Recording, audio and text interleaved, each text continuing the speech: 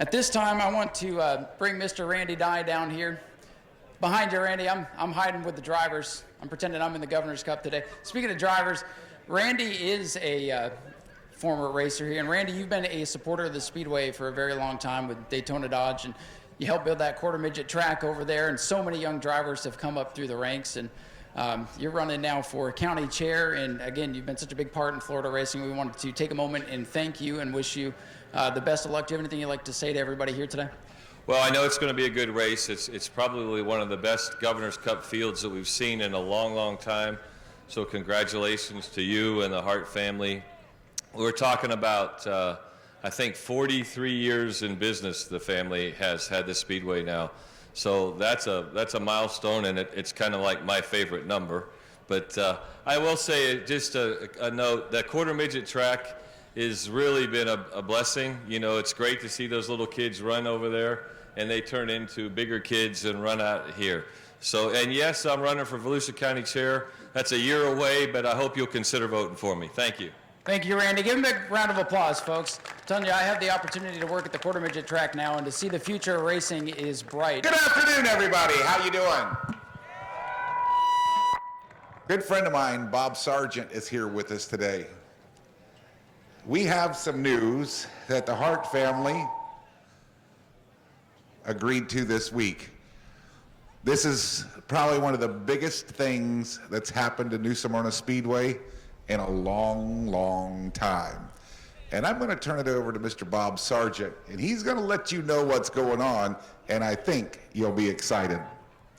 Thank you, Rusty. I want to thank Jane and Robert Hart to agree. We're going to run the first of a 10-race ASA National Tour race. Will be here next February, this coming February the 13th, in the Clyde Hart Memorial 200. So thank you for letting us announce that today. And all these drivers will be back for the first race of our 10-race series. Thank you very much.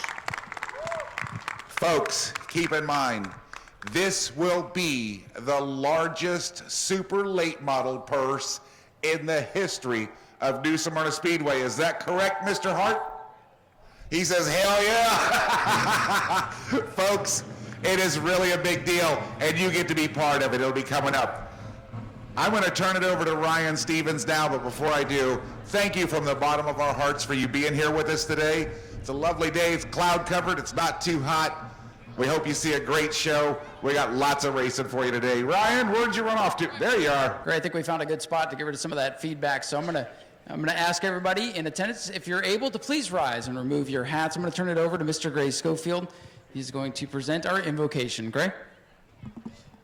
Thank you, Ryan. I appreciate it if you would join me in prayer. Do not fear, for I am with you. Do not be afraid, for I am your God. I will strengthen you. I will help you. I will hold on to you with my righteous right hand. Isaiah 42:10. Father, we call upon that promise and protection today, Lord, and we just thank you for that. Father, we thank you for our mighty military, how they protect us and watch over us along with the first responders, and we praise you for that. Father, we just, again, and for our government, Father, that you would help our government make wisely decisions that affect us each day. So, Father, we thank you and we praise you. We ask for that special protection. We pray all this in the holy and the precious name of our Savior, the Lord Jesus. Amen. Thank you. Thank you, Gray. And now I'm going to welcome in the University High School Color Guard to present the colors. And I'm going to turn things over to Mary Jane Henderson for our national anthem. Mary Jane? Colors. Halt. Right face. Present. Colors.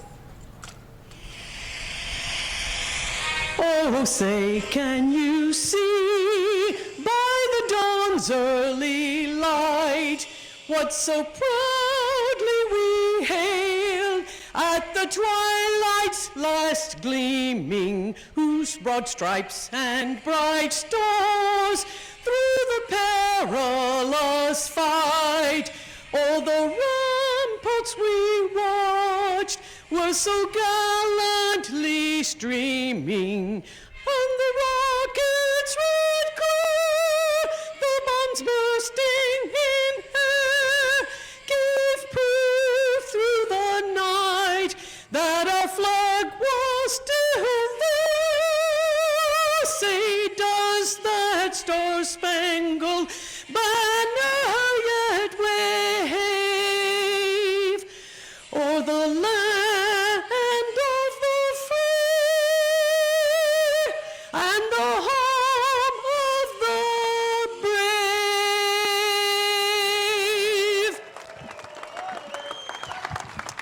At this time, we're going to get ready to introduce you to our starting lineup for today's Florida Governor's Cup. Still working on the Stephen Nasty machine back there. Late developing stories there. Starting back in the 24th position, driving car number 22, former Rookie of the Year for the Florida Sunbelt Series. Please make some noise for Nick White.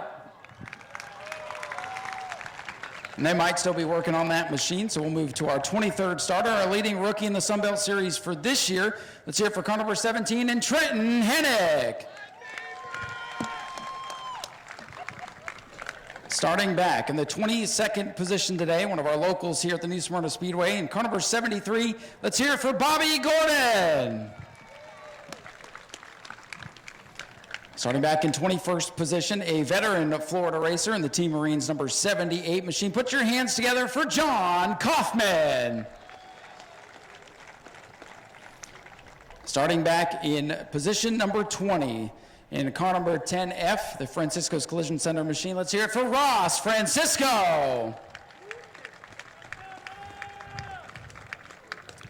Starting back in 19th, they call him Crash, but we've seen some great improvement out of this driver in the Ben Kennedy Racing 58. Let's hear it for Johnny Aramendia. In the 18th position today, driving the Burton Performance number 13, put your hands together for Wes Burton. Starting back in the 17th position, a longtime competitor here at the New Smyrna Speedway in the familiar number 27. Put your hands together for Bobby Good. Starting in position number 16, the Finney Racing Enterprises number 80 machine. Let's hear it for Brian Finney. Starting 15th, an impressive week already. It's the Herbert number 22. Let's hear it for Ryan Herbert. Starting in the 14th position today in the Pletcher Racing number 75, let's have a nice ovation for Brighton Horner.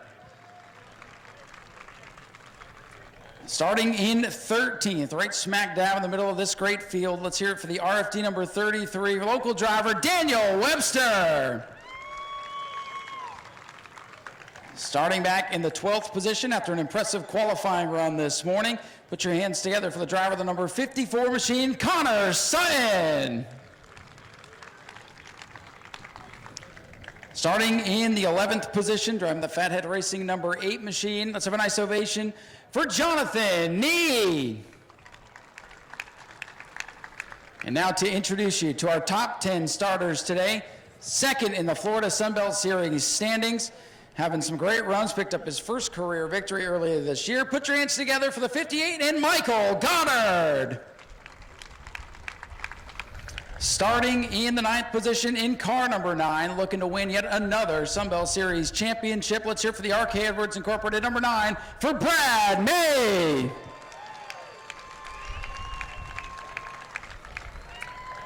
Starting in 8th position, driver just signed on to go Xfinity Series racing next year in the JBL number 20. Let's hear it for Jesse Love. Starting back in the 7th position today, we'll find out if he's going to be classy or nasty. Let's have a nice ovation for the 51 of Stephen Nasty. In the 6th position, we always love having this driver out here with us. Grew up at this very racetrack. Let's hear it for car number 20 and Anthony Sergi. Now to our top 5 starters, fresh off a big victory just a couple of weeks ago. Driving the first auto group number 22. Put your hands together for Gio Ruggiero. I said put your hands together, you boo-birds. Anyhow, starting in the 4th position, driving the WB Store number 24 for Anthony Campia Racing, fresh off a career year on the NASCAR Cup Series. Let's hear it for William Byron. Starting in the 3rd position, the Integrity Transmission Carbone number 30. Let's hear it for Jesse Dutilli. Your outside pole sitter for this year's Florida Governor's Cup in the Blackbird Southern Barbecue number 10. Let's hear it for George Gorham. And ladies and gentlemen, your pole sitter for the Florida Governor's Cup, fresh off his first career victory here at New Smyrna Speedway, looking for his first Governor's Cup win. Let's have a nice ovation for your pole sitter, Michael Atwell. Folks, let's have a big ovation for this entire starting field. 24 strong here today. Let's hear it one more time for our Governor's Cup starting lineup.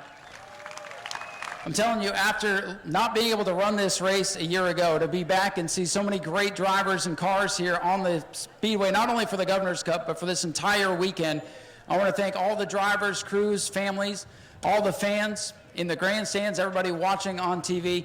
Thank you all for being here. Let's have a big round of applause for everybody here for the Governor's Cup. We're glad to be back. Now I'm going to welcome in Mr. Bill Posey, as the drivers are going to take some time to get strapped into their vehicles. Bill, we have Ashley Moody here today. It's a very special thing, and we're always glad to have you here for Governor's Cup. I'm going to turn it over to you so we can introduce Miss Ashley Moody and then to get ready for the command to get this thing fired off. Sounds great. Thank you very much. It's a true honor and a privilege for the New Smyrna Speedway to host Florida's Attorney General Ashley Moody as Grand Marshal of the 58th Annual Governor's Cup Race. Grand Marshal Moody, Attorney General Moody, top cop as she is known throughout the land, the highest ranking law enforcement officer in the state, is known nationwide for her pursuits of fighting crime. She has sued the federal government, my government, more times than any other attorney general, trying to stop the flow of fentanyl into our country, trying to stop the human trafficking, and seal our border.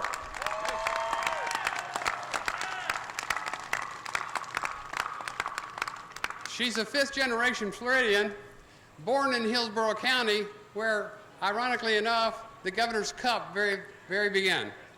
Unfortunately, she wasn't born yet, but it was the sight of her there.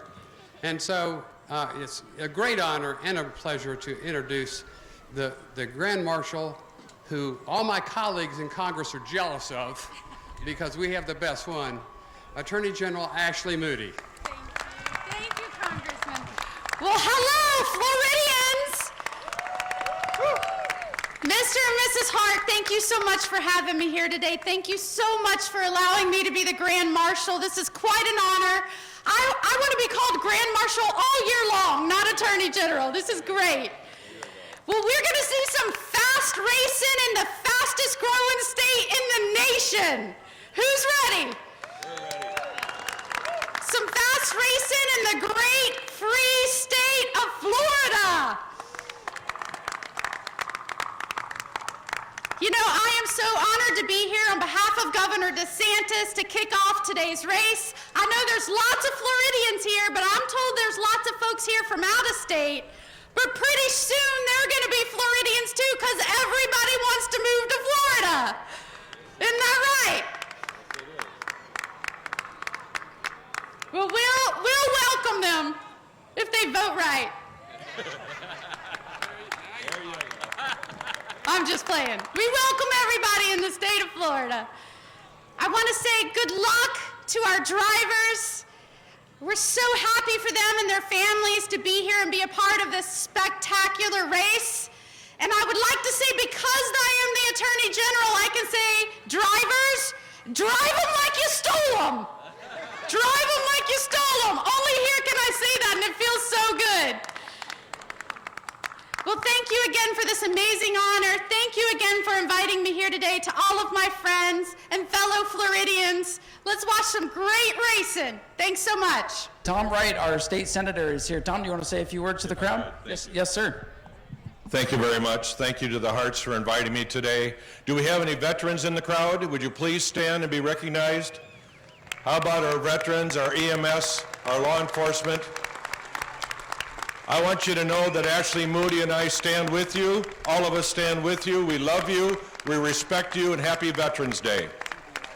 Jags. Shop jags.speedwayvideo.org to support the channel with equipment purchases at no additional cost to you. Get discounts and shipping deals site-wide on what you need today using jags.speedwayvideo.org. Folks, I'm going to turn it back over to our Attorney General, Miss Ashley Moody, for the command to get the engines fired for the Florida Governor's Cup. Ashley, take it away. All right, are we ready out there? Here we go. Drivers, start your engines!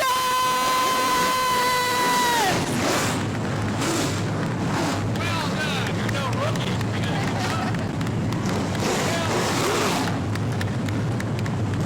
rookie. Able to make his way down every once in a while. They pulled the 17 Trenton Hennick down pit road. Apparently doesn't have a spotter up there on the spotter stand. So, and of course Nick White went for the spin in qualifying. But with that said, field is set. Drivers are ready. I hope you fans are ready. The Daytona Dodge American Auto pace car ready to leave the Speedway. Field in the hands of young Michael Atwell. George Gorham on the outside. Double greens are in the air. The Florida Governor's Cup is underway. Atwell down low. Gorham's going to tuck up right behind him. Utility trying to work the inside as they work down the backstretch drag race. Give the advantage to Gilly. Utility P2. These first couple laps are pretty tense here, Steve, as the field is all bunched up, double file. Atwell throw a lot of effort and a lot of money out the window here in these early laps. You got to keep them running to be there at the end. So far, so good. We're lapping out from the books. Oh, Byron to the inside of Gorham now. Atwell's looking at his rearview mirror saying, guys, just do whatever you do back there. I'm gone. Byron trying to look to the inside of Gorham. Gorham gets the momentum off of the exit of turn 2 on the outside. Byron fighting back with a nose to the inside. Big lead for the 55. Michael Atwell early on. These teams will be able to change tires. There will be some controlled cautions throughout the event. But you still don't want to burn up your stuff too early. Big crossover move there with trouble. Jonathan Nee around in front of the field. They split him, and it looks like somehow, Steve, I don't know how, but the field was able to make it through with maybe just some cosmetic damage. Yeah, I was watching as they came down the front stretch. Jesse Love made a crossover move from the outside to the inside, and then just got tagged the left rear quarter panel. Lap 3 on the board. Jonathan Nee able to pull away over there in 1 and 2. I'm sure he's catching his breath too.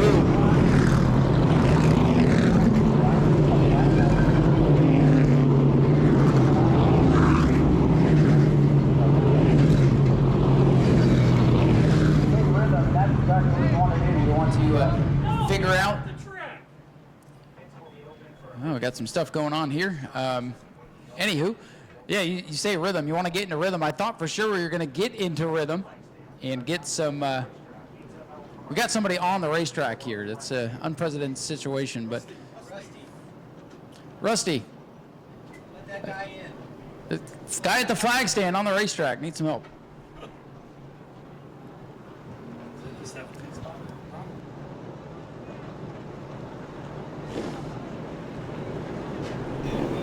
So again, Florida Governor's Cup, you never know what's going to happen. But anywho, you were talking about rhythm, and I thought we were going to get these drivers to kind of single out and get some rhythm, but it's hard to find some space when you got 24 cars all clumped together.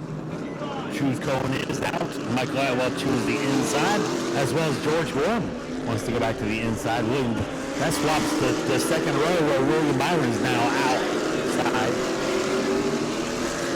William Byron in that 24, he knows how to get it done in the long races. Of course, the NASCAR Cup Series runs anywhere between 100 to 500 laps on a given Sunday, so he knows how to pace himself.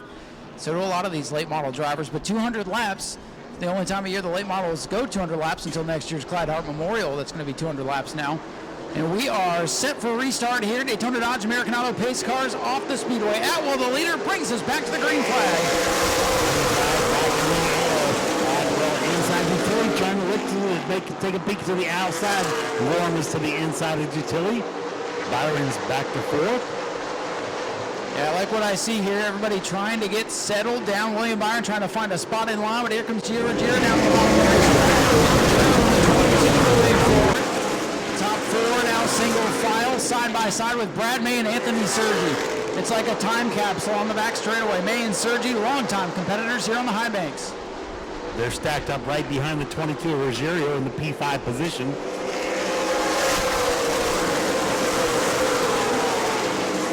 Watching that 51, Stephen Nau Sea work his way up through the field. Finney slides up. That's going to allow Bobby Good to get by, and Stephen Nau Sea going to follow him through. some tire marks on the side of the 80 of Finney. Ruggiero peeking to the inside of Tilly for the 4th position.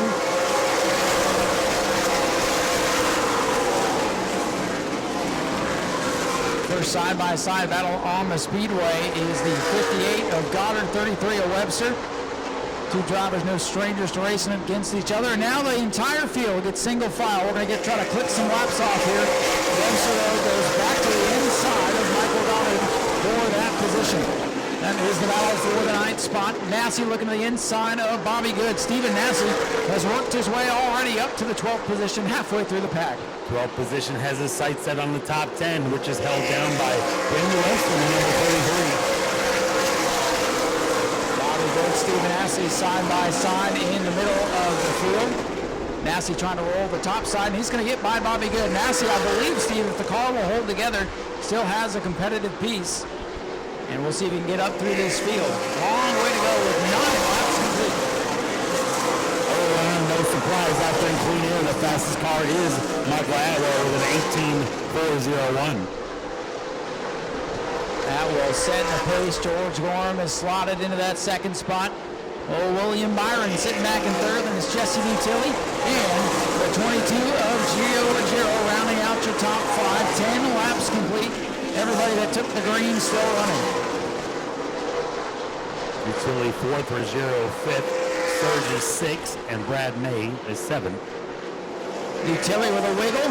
He's got company now with Donnie Wilson Racing 22. They touch here going down the main straightaway. Battle for the 4th spot.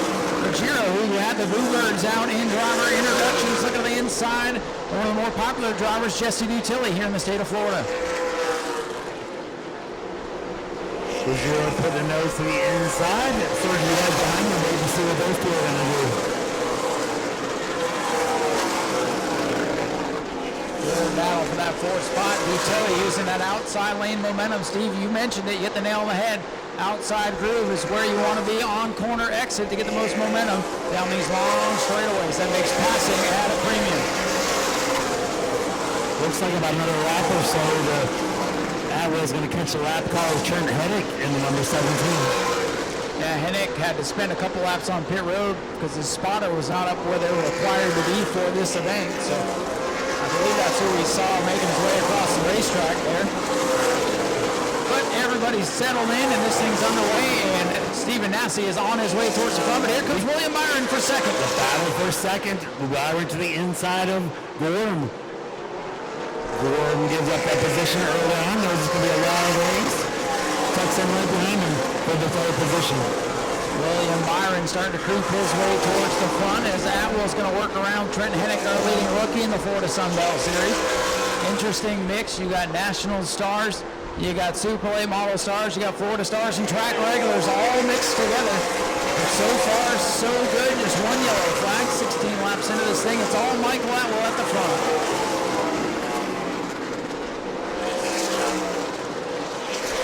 Stephen Nau Sea going for another spot. He's to the inside of Michael Goddard.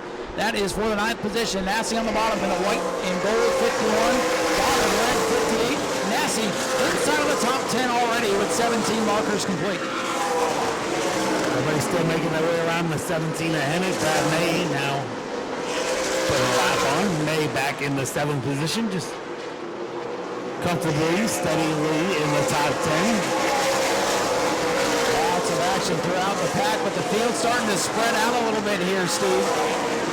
Everybody's still on the lead lap, minus the Trent Hennick 17. But the field's starting to spread out a little bit as a battle back here between John Kaufman's 78 and the 73 of Bobby Gordon.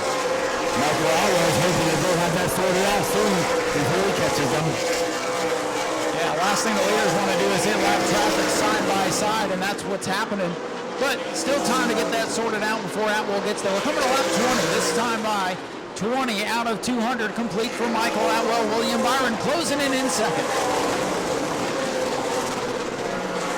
Atwell about 5 or 6 car lengths back to Byron. Byron with another 8 or 10 car lengths back to Gorham. Gorham separated by a few car lengths to Tilly. Checking the lap times here. Last time by William Byron by far the fastest car. Now that things are settling in. Atwell an 18.8.4, a little bit faster than Byron's 18.8.62 last time by.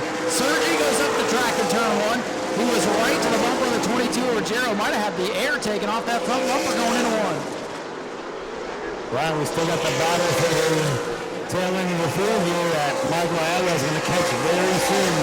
Yeah, they're going to have race control get on the radio and try to sort that out a little bit as the leaders will be coming through. But Bobby Gordon and John Kaufman having their own little race here as the leader closes in, only about 4 car lengths before lap traffic double file in front of the leaders. They do single it out. And we got a battle between May and Sergi still brewing back there for the 6th position. Brad May, white car with the red roof, up a spot to 6th. He's now making his way around the outside of the lap cars of Kaufman. Byron's going to follow him on through as well. Michael Atwell able to get by. John Kaufman got loose coming off turn number 4, backs out of it, lets the leaders go.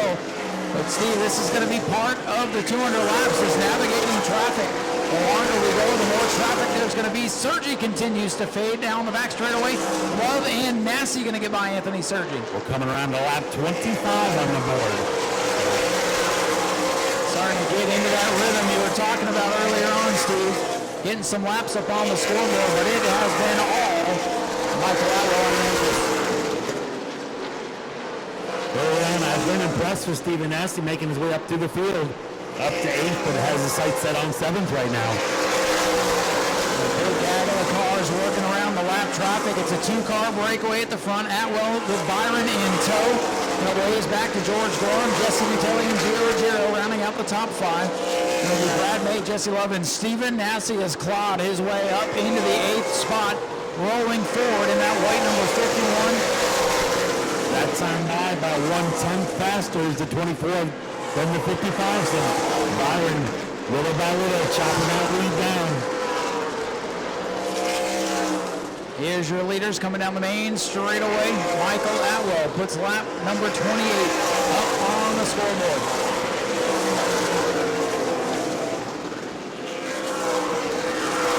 Utility looking to the inside of Gorham for the 3rd position. Jesse Dutilli, white and green, number 30, up to 3rd. Oh, Dutilli's loose coming off the corner. And Gorham's going to fight back. A little tire mark on the side of the 10. Dutilli might have him this time. Ruggiero is going to tuck back in behind Gorham for the 5th position. See what I like about what I'm seeing in this race so far. Everybody's clean, but there's good racing all over the place. 4th position. Lap cars minding their P's and Q's on the bottom of the racetrack. But George Gorham looks like he's beginning to fade a little bit, Steve. Yeah, he's starting, from what I've seen, he's conceded a few positions as well. Early in the race, hey, you're faster than me right now, I'll see you in a few laps. Yeah, it all comes down to who's going to be around at the end. If we get a late race caution, that could change the game. Oh, Ruggiero, aggressive move down into one on the bottom of the racetrack, and here comes Steven Nau Sea to the inside of Jesse Love. The battles continue to brew with 31 laps complete. Michael Atwell still your leader, side by side for the 4th position. Ruggiero in that 22 wants it. Gorham has it. Atwell's getting ready to catch the lap car of Francisco and put Hennick down another lap as well. George Gorham under attack from Gio Ruggiero with tire smoke as those two came together going into turn number 1, a lap to go. Well, there's a couple drivers you don't want to make mad out here today, and Gorham is one of them. Francisco right in front of William Byron in the backstretch. Byron has taken 3 rides, put him right down the middle. Boy, a wild moment there for William Byron. Lap cars with nowhere to go. The slow group is the bottom, but when you're side by side coming up on slower traffic, it's sometimes hard to get there. Francisco still learning the ropes at the new Smyrna Speedway. Had his welcome moment there as 24 Byron split in the middle. Still leading the race. Ruggiero all over the back bumper. Gorham still for that 4th position. Still leading the race is the Michael Atwell 55, William Byron in tow. But look at this gaggle of cars down the back straightaway behind Gorham. You have the 10, 22, 9, 51, 20, and make it 2 20s. All in a line from 4th on back as they come down the main straightaway. Top 3 starting to separate from the field. The battle for 4th is no longer just Gio Ruggiero, as you alluded to. He's now got Brad May, the 51 of Steven Nau Sea, and he's got the 2020 of Jesse Love and Anthony Sergi. They tightly packed together. Stephen Assey trying to make a move on Brad May, but the slower car on the bottom, this group just kind of has to stay in line until they can get to some clean track. Assey still stuck back in the 7th position now. Started at the back of the grid for having to make adjustments after qualifying. They've been thrashing on that car all day long. It's fast. We just wonder if it'll hold together. Assey right on the back bumper of May. Puts a nose to the inside. Lets May know that he's there. Tucks back up behind him. He's starting to separate the lead a little bit again. That was put the afterburner run, separated himself from William Byron by about a second separation.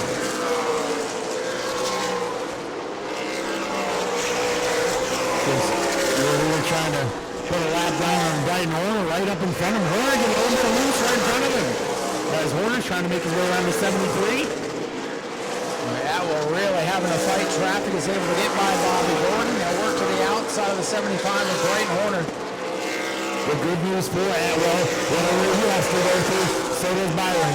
That is true, but sometimes the car going a lap down will make it tougher for the leader because they want to stay on that lead lap if they can get a yellow. Bobby good with a moment in turn number 1. He went to hit the apex of the corner and bobbled, got loose, but hangs onto it. You can see the tire temps coming up, handling starting to come into play as we're 42 laps into this. And about 40 laps of green flag racing since the last caution.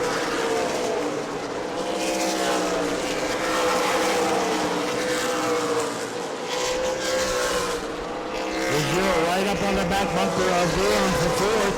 Still, they're all bottlenecking back in the 4th position. Yeah, but look at that 51 as Stephen Assey through that traffic. He's worked his way around the point leader Brad May, and he's up to 6th. On the back of the field to 6th in 43 laps for Stephen Assey, and he's trying to roll the top side of the 22 Giro for 5th. 3-car battle for what would be the 4th position, with Gorham in the 10, Ruggiero 22 down at the bottom of the racetrack, and Stephen Assey in tow. Great racing around the Speedway. He's slowly making his way around the lap car. Horner's to the outside, utility inside for the 3rd position. Ruggiero touches a little bit on Gorham, going into 3. Gorham washes up. Gorham's going to throttle, roll that outside though. Drag race down the backstretch. Little door bang there possibly. Gio Ruggiero and George Gorham been fighting for position for about the last 20 laps. You can see the Hoosier rubbed off that right front tire. Here comes Stephen Assey into the top 5 for the first time today. Assey in the 41 was one of the fastest cars on the racetrack. There's no love lost between the 22 and the 51 of Ruggiero and the Stephen Assey either. No, there is not. You got to wonder this early in the race if they'll even think about that, but you never know. You know they don't forget though. No, it's move Jesse Love up past Brad May. Well, we had some action at the back of the field. The 22 of Herbert and the 45 of Sutton about got together on the main straightaway here. Everybody sorts it out, closing in on the quarter mark. 48 laps complete. All Michael Atwell at the front of this field. William Byron in 2nd. Couple lap cars between the leader and 2nd. 3rd is Jesse Dutilli. Ruggiero in 4th, and Stephen Assey rounding out the top 5 with 49 laps complete out of 200.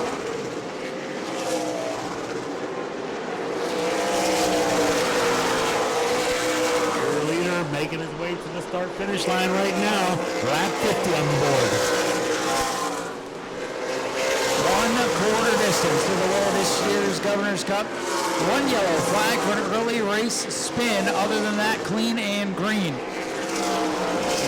Lots of action throughout the field. And most of the competitors still on the lead lap. And yellow is out. Yellow is out. I believe this will be one of our competition yellows. Getting word from the scorers here and race officials, this is one of our competition yellows. Got 50 laps in, competition yellow coming out. As per race procedures, there's a couple of crooked spots on the wall, and you sweep out coming out of turn number 4, then the wall kind of narrows up, And then it really narrows up getting into turn number 1. So you might be in good position, and then all of a sudden, hey, I'm not in a good spot anymore. We got one coming to pit road here, Steve, the 58 of Michael Goddard, one of our top cars, along with the Horner machine. He was running in the top 10 as the caution came out. He was 10. And really, just a quick glance at the running order. Nobody's really faded from where they started. Just a few positions, maybe 4 positions for Gorham and a couple positions for Brighton Horner. It looks like they're going to put some new tires, the right side tires, on the 75 of Brighton Horner. A couple of weeks ago, Steve, Michael Goddard had a big opportunity to close in on Brad May and maybe steal the championship away, but he's involved in a big wreck on lap 3. You can see the remnants of the fire up there in the middle of 3 and 4. That's what that dark spot is on the asphalt. Yeah, I had an opportunity to go back and watch that thanks to Speedway Video. Had a chance to go back and watch it. Unfortunate, a couple drivers came together over there. Even though they were aggravated with each other, they still made sure the other one was okay. So it's good to see. Yeah, good to see sportsmanship even in the heat of battle when things go awry. Actually, speaking of going awry, it was Michael Atwell who went around on the back straightaway, and then the other cars that got collected kind of came together. I don't know, trying to avoid that, got caught by surprise, if there's some bad blood brewing there or what, but it was a spectacular moment, fireball in turns 3 and 4. Luckily, none of that so far with 50 laps complete. Drivers that pitted, they don't remember who stayed out, so they are at the Sparkle Bright Pools choose zone, choosing this time Michael Atwell. The leader goes down to the bottom, watching the rest of the field, make sure they don't run over that orange V painted on the racetrack.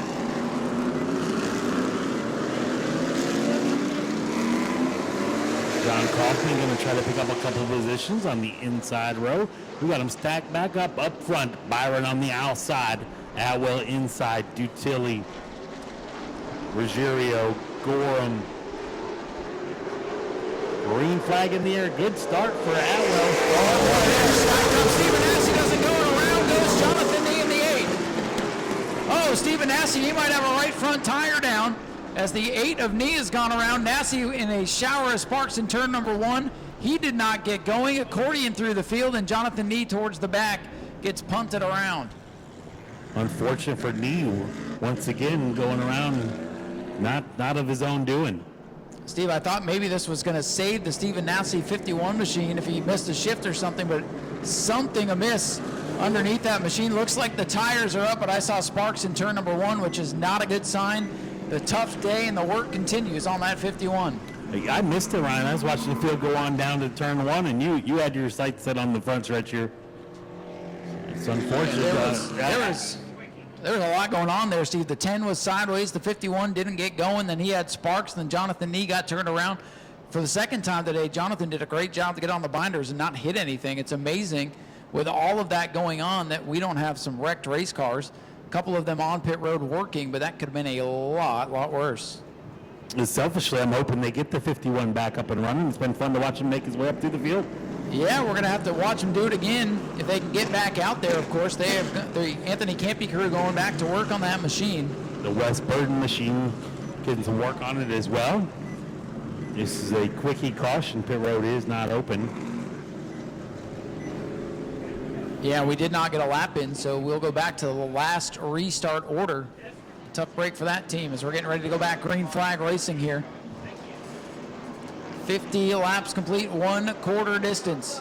Michael Atwell, William Byron looking to come back up through the gears. Green flag back in the air for the Florida Governor's Cup. Much better restart this time. Byron too wide for the lead. Byron to the outside, shuffle back. Atwell the third as Utility takes the second position. What a move. Sorry, Steve, what a move. Oh, contact. Ruggiero gets into the 55. I'm worried about that tire now. We got action going on everywhere. Atwell still hung out on the outside. Going to tuck in behind Ruggiero now, as up to the top 5 is the 20 of Jesse Love. Field finally getting sorted out. New leader is William Byron. And Atwell, the big loser there, got shuffled with a big move from Dutilli. And now the field going to get back single file, a little bit of bumper tag throughout the pack. Herbert stacks up, and here comes Stephen Nassy making the move on Brian Finney. May has to get on the binders a little bit behind Bobby Good. Opens the door for Brandon Roaster on the outside around the 9th position. Stephen Massey bottled up behind the Herbert machine, again going by Brian Finney as he yo-yos back and forth with the 80. Byron still showing the way, 54 laps now complete, trying to get back into rhythm. It is Byron, Dutilli, and Ruggiero now the top three. Things have shuffled big time after real loose on the exit of turn 2 there. Opens the door back up for Brad May. Brad May tucks to the inside. That is for the 8th position. And that's going to open the door now for Daniel Webster. Webster's getting loose. Car starting to dance around a little bit out there. Oh, trouble! In the wall hard. That looks like the 10 of Gorham. George Gorham, problems. Set sail off into turn 1. Not sure if he had help or if there was problems with that number 10 machine. I think he and Bobby Good got into it. I didn't see the start of it, but saw smoke, and the end result is George Gorham's sharp number 10 machine. And I believe Bobby Good might have gotten a piece of that. Will be interesting to see back on the highlights if we got a peek at what happened there. I don't know if you caught it, but looks like I just looked up. I was watching drivers come off of turn 4 there. I saw Flo Racing jump up and look over there, so brought it to my attention, but unfortunately just missed the end of it. Going to see if anybody else from the officials. a tough break for George Gorham, one of the fast qualifiers from earlier today. I wouldn't be surprised if he just kind of got squeezed up as it narrows into one, and you can see the marks on the wall where that machine rode pretty hard. So that's one fast race car out of it. Disappointing for sure. He unloaded pretty fast on Friday, Saturday, now Sunday. Started on the outside of the front row. Not sure if it's going to end his day, but it looks like it possibly has, as he's going to go off on the hook. Yeah, that all seemed to transpire right in front of George Gorham's out of his car. He's taking a look at it. I was looking to see if he was going to have words with anybody going by, but it looks like he's more concerned about the car, which rightfully so. Yeah, you wonder if he's looking at it, if maybe something let go on the machine, which put him in the wall. Sometimes you can tell when George is out of the car if he's mad at someone, because he makes it known. But now he's looking over the right front of that car. Such a fast race car, beautiful piece, and George Gorham's Governor's Cup going to end not the way he was hoping. As they run right now, William Byron is your leader. Jesse Dutilli, the number 30 car, is second. Giovanni Ruggiero is third. Michael Atwell shuffled back to fourth, and Jesse Love in the top five now. From 6 on back, Anthony Surgery in the 20 car. Brad May 7th. Bobby Good 8th. Daniel Webster 9th. And Michael Goddard rounds out your top 10 right now as they run. Been a pretty exciting first 55 laps here tonight. Two different leaders. Of course, Atwell led most of the way and got snookered on that restart. That's the best way I can put that. Jesse Dutilli, a heck of a move down on the bottom, but that gave the momentum to William Byron on the outside to take over the top spot. A couple of cautions here at the lap 50 mark. A couple more spins and calamities than I expected.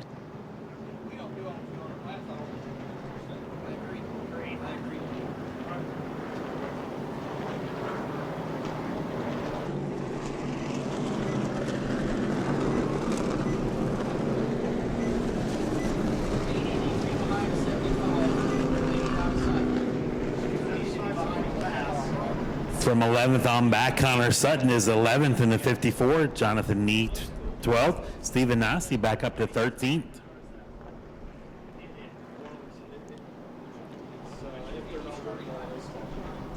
Byron's going to go to the outside, Dutilli to the inside. Ruggiero outside, inside, outside for Surgery. Brad May, Bobby Good going to split.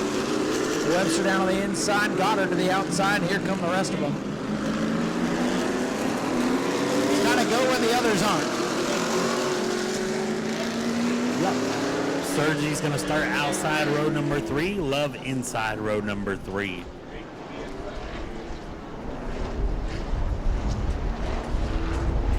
You know, look at what's left of the George Gorham number 10. Heavy damage. We'll see if William Byron can fire off on the outside, or if Jesse Dutilli will take the advantage to the inside. NASCAR standout William Byron ahead of Florida standout Jesse Dutilli. Michael Atwell trying to get back in the mix here. Green flag, back in the air, we're back in the way. Byron out front. Dutilli Trying to fight back on the inside. Drag race down the backstretch. Dutilli inside. Byron outside. Jesse Dutilli strong on the restarts on the bottom of the racetrack. Going to be tough to keep that momentum up. The car will get aero tight coming off the corner. Byron back in the field in the top 10. Michael Goddard trying to throw his name into the mix behind Good. There you see that bottom groove will work pretty well for the first set of corners, but as these guys pick up speed and that momentum builds, tough to make the pass down there. But Jesse Dutilli looking real strong in the restarts. That could come into play later on today. William Byron, though, back out in front by 2 car lengths. Dutilli, Ruggiero, and Sergi up into the top 4. Michael Atwell slips another spot back to 5th.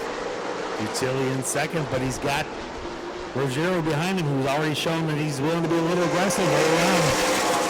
We know the 22 will be aggressive. If you've seen him run during the World Series or anywhere else throughout the country, he is not afraid to use that front bumper, and he is up to 3rd. His teammate Jesse Lund back in the 6th spot ahead of Goddard hasn't checked out. Oh no.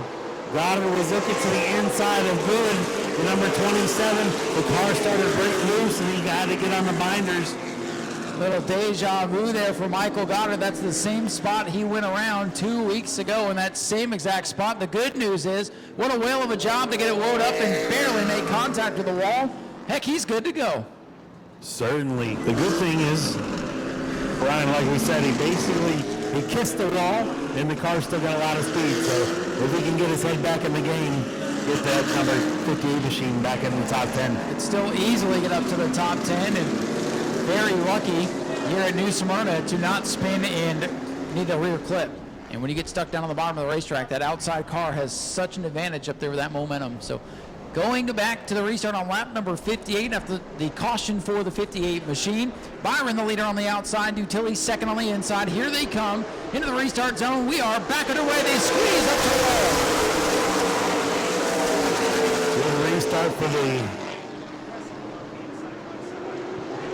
Oh man, William Byron going to pull away here as Dutilli did not get a good start.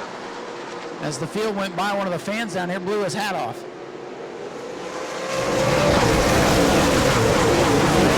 Second, Dutilli back to 3rd, has to tuck in behind the 22. Atwell now put the pressure on the 30. Here comes the Donnie Wilson race number 22 behind the Anthony Campia Racing 24. The top 2 teams that everybody had on their list here this weekend, 11-1-2. And then the middle of the field is the Hornets' Nest right now from about 4th on back. They are stacked up, bumper to bumper, bumper tag. Boy, everybody scrambles in 1 and 2. A lot of bumper tag, and everybody keeps it going. William Byron still showing the way. 61 circuits complete. Boy, this has been a wild Governor's Cup to this point. Wild race for Jonathan Neiman. Wrong time, wrong place about 3 times for him so far. Byron now starting to separate. He's got about 3 car lengths on the 22. Jesse Dutilli 3rd. Sergi back up to 4th, and it's early race hitter Michael Atwell in the 5th ahead of the point leader Brad May. 22 Ryan Herbert kind of wiggling down the front straightaway. Looks like everything's good there on the yellow and black number 22. Byron still leading. He'll come to lead us to lap number 63 this time by Byron Ruggiero. Dutilli, the top 3. Field starting to sort out once again. Behind the leader, William Byron. Anthony Sergi back there in the 4th position was the fastest car that time by. So showing a lot of speed back there in the field. Oh, and hey, don't look now. Here comes Steven Nau Sea back in the mix in the 51 car. Through all of these restarts, he's made his way all the way back up into 7th position. Right behind Nau Sea is the 20 of Jesse Love. Jesse Love got shuffled back on a couple restarts ago. Yeah, well, the restarts have been good for Jesse Dutilli and others. They have not been good for the 20 of Jesse Love.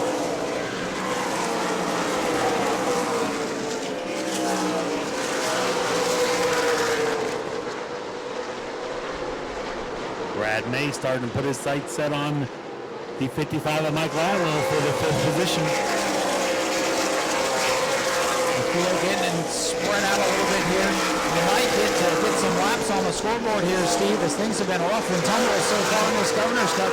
And don't look now, here comes Gio in car number 22. Ruggiero moving up through the field. trying to close in on William Byron, looking at lap times this time by Ruggiero, just a little bit faster than William Byron. Those could be the two cars we have to watch all day long. Willie B and Gio, 1-2. Jesse Dutilli, third. Anthony Sergi, fourth. Michael Atwell still fifth. And it's Brad Mahan, sixth. Seventh for Nau Sea, eighth for Love. And the Webster's in ninth. And Connor Sutton doing a great job hanging on to the top 10 right now.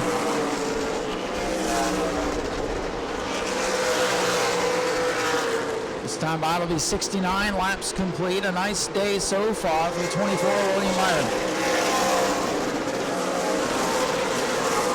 Jonathan Nee putting pressure on Brighton Horner. That is for the 12th position. Brighton Horner having a solid day. Jonathan Nee, man, he's been in the middle of a couple of things today, but still has the car in one piece. And slow car on the front straightaway, that's the 73 of Bobby Gordon. His day may have just come to an end on lap 70. Sergi's starting to close up about a car length to the back bumper of Dutilli. These drivers have gone side by side for a lot of races in the state of Florida. Notably the Big League Memorial race a couple of years ago. A couple of standouts from that race, multiple time winners of that race with Atwell in there. Dutilli gets loose off of turn number 2. Sergi starting to come towards the front. Sergi doesn't get to race very often anymore with his duties with the Craftsman Truck Series, but man, oh man, looking sharp here at his home track in New Smyrna. Oh, you see the 73, Bobby Gordon, as he comes down pit road. That right front suspension a wobbling. So something broke on the 73. He's lucky to get it loaded up and not do any damage to it. Don't look now, the battle's shaping up for the lead. Ruggiero just a little bit, about a tenth faster every lap than Byron. Just like last night when we saw the in the Pro Late model races, Jason Vale had a big lead. And the 25, Gavin Michelle's able to close in bit by bit.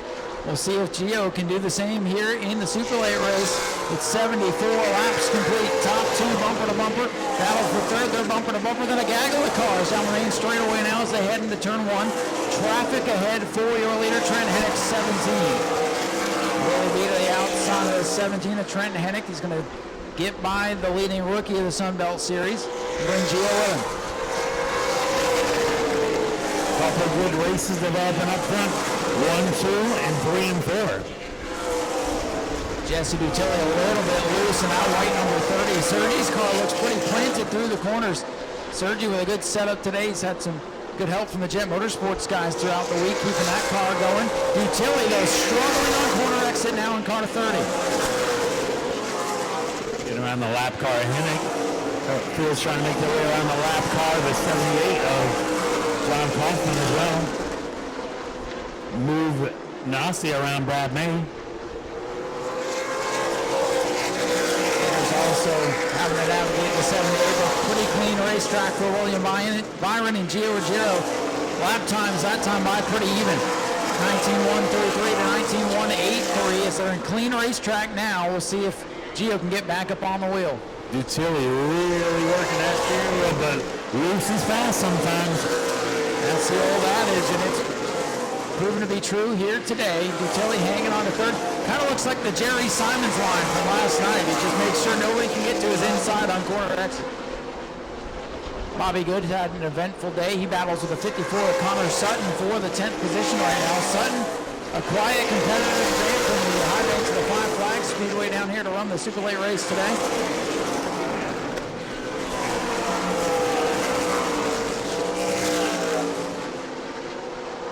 Good trying to peek to the inside of Connor Sutton. That's the back out of it. The battle brewing back up. Ruggiero trying to close the gap on William Byron. And soon now able to pull away from Sergi by a couple car lengths now for third. Stephen Nau Sea trying to close in now on the 55 car, Michael Atwell. Atwell runs in 5th. Once he got shuffled from the lead, he has now been able to make up any ground. And now it is a 3-car battle for 10th off turn 4. Sutton, Good, and Jonathan Nee. Jonathan continues to put the pedal down and try to pick up some positions after an eventful day. A couple of spins for him. Here come your leaders down to the finish line. 82 laps complete. Jesse Love looking to the inside of Brad May. Brad May washes up just a little bit. Steven Nau Sea continues his charge through the field. He's in 6th, but he's lighting up the back bumper of Atwell. He's to the back bumper of Atwell coming off turn number 4. Nau Sea in the 51, not able to get a run off the corner. Nau Sea trying to break back into the top 5. He's going to be looking for that last 100 reset. Try to keep that track position this time and maybe get back into the mix. 83 laps on the board. Really starting to see handling come into play. Cars starting to slip and slide all around the speedway. Battling some tough conditions here today with all the laps on the track. Nau Sea looking to the inside of Atwell. Love looking to the inside of Maine. Nothing doing for either driver that time. Byron continues to leave at 85 laps.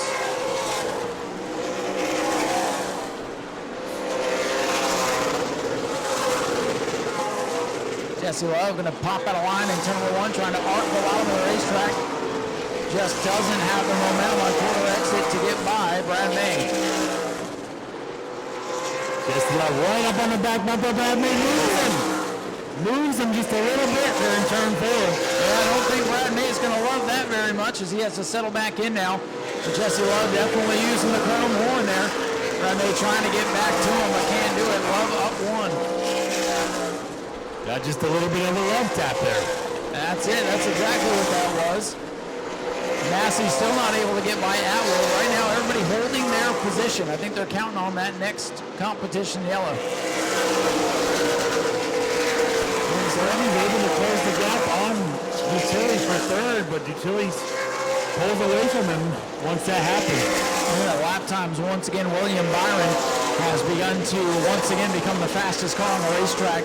Ruggiero had been the fastest car. He closed in on the leader, but has since begun to fade just a little bit. Byron 19.195, fastest car on the track, showing the way with 89. Circuits complete, closing in on the halfway point of the Governor's Cup. Up to the top 10 now, Jonathan Nee.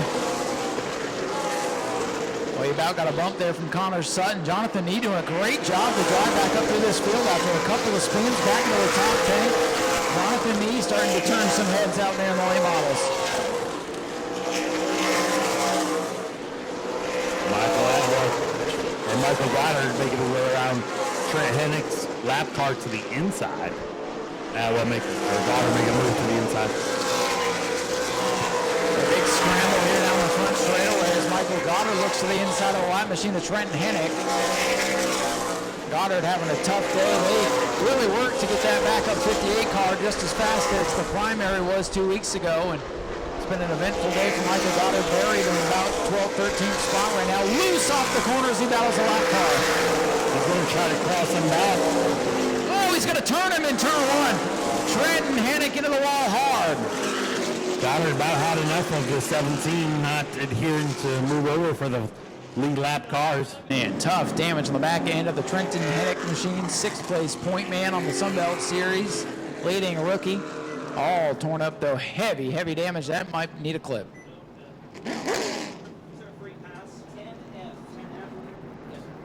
Ross Francisco going to get the free pass under this yellow flag. 91.6 on the scoreboard. 109 still to go. Not quite to the halfway. Long way to go in this one. Normally the Sunbelt Series runs 100 laps. Of course, the Florida Governor's Cup, one of the longest races of the season. Next year, though, going to be an extra challenge with that freshly announced National 200 for the Clyde Hart Memorial during the World Series. Teams can take some time to make some adjustments, get some tires on there. We will reset things. It's a great opportunity to stretch your legs, grab something good to eat. Grab a nice cold Miller Lite from the Last Lap Saloon. Again, the video streaming down to the bar, so you won't miss the restart when it comes up if you head down in there. Drivers are going to make, and pit crew is going to make a few adjustments. Yeah, this is the best time. If your car's not handling right, to make those adjustments. I know these teams, they're fighting a little bit of that Mother Nature mist out there. Nothing that's going to halt the competition, but track conditions are pretty tight with all the rubber laid down. So we'll see what adjustments are made. We'll see. This could be the winning pit stop here and who makes the right adjustment. Byron, the race leader, he's going to pop to the outside. Inside for Gio. Oh, outside for Dutilli and Sergi. That's going to mix it up.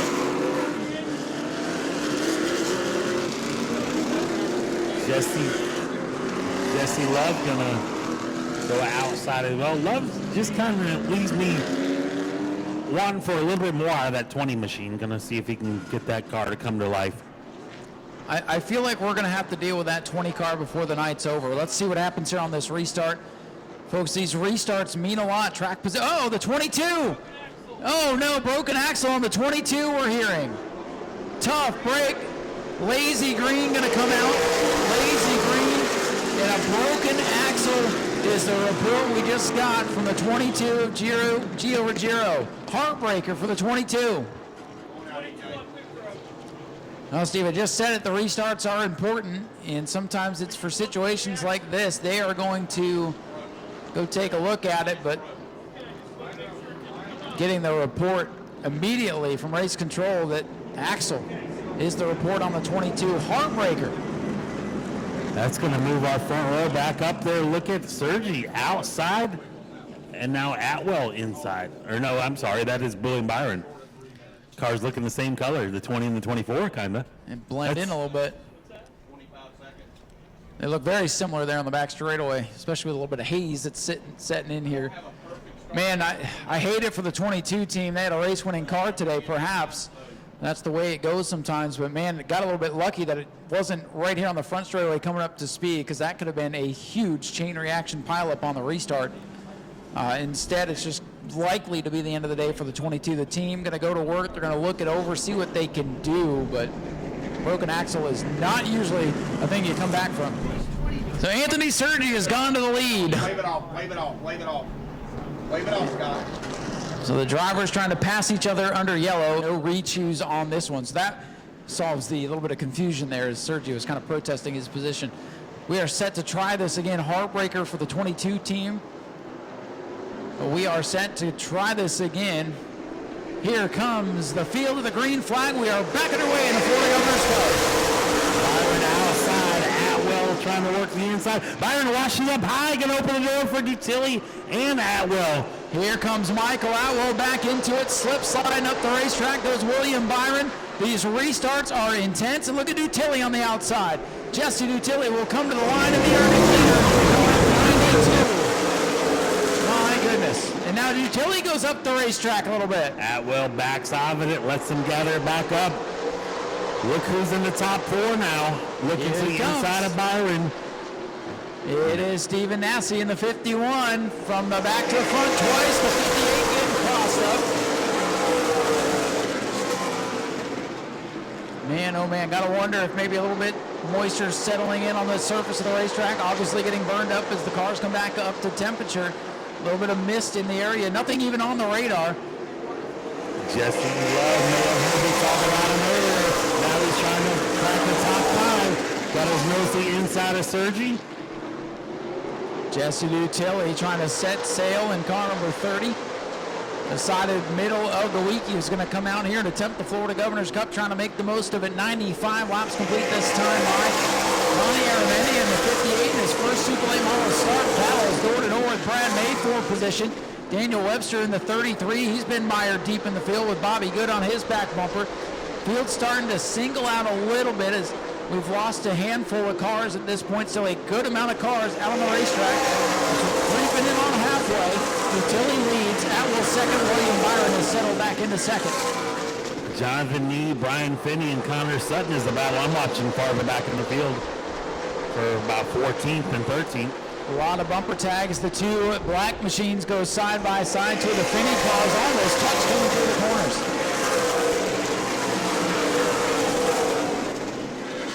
Now is Dutilli out front. Atwell back to second, about a car length and a half back to the Billy. William Byron in third.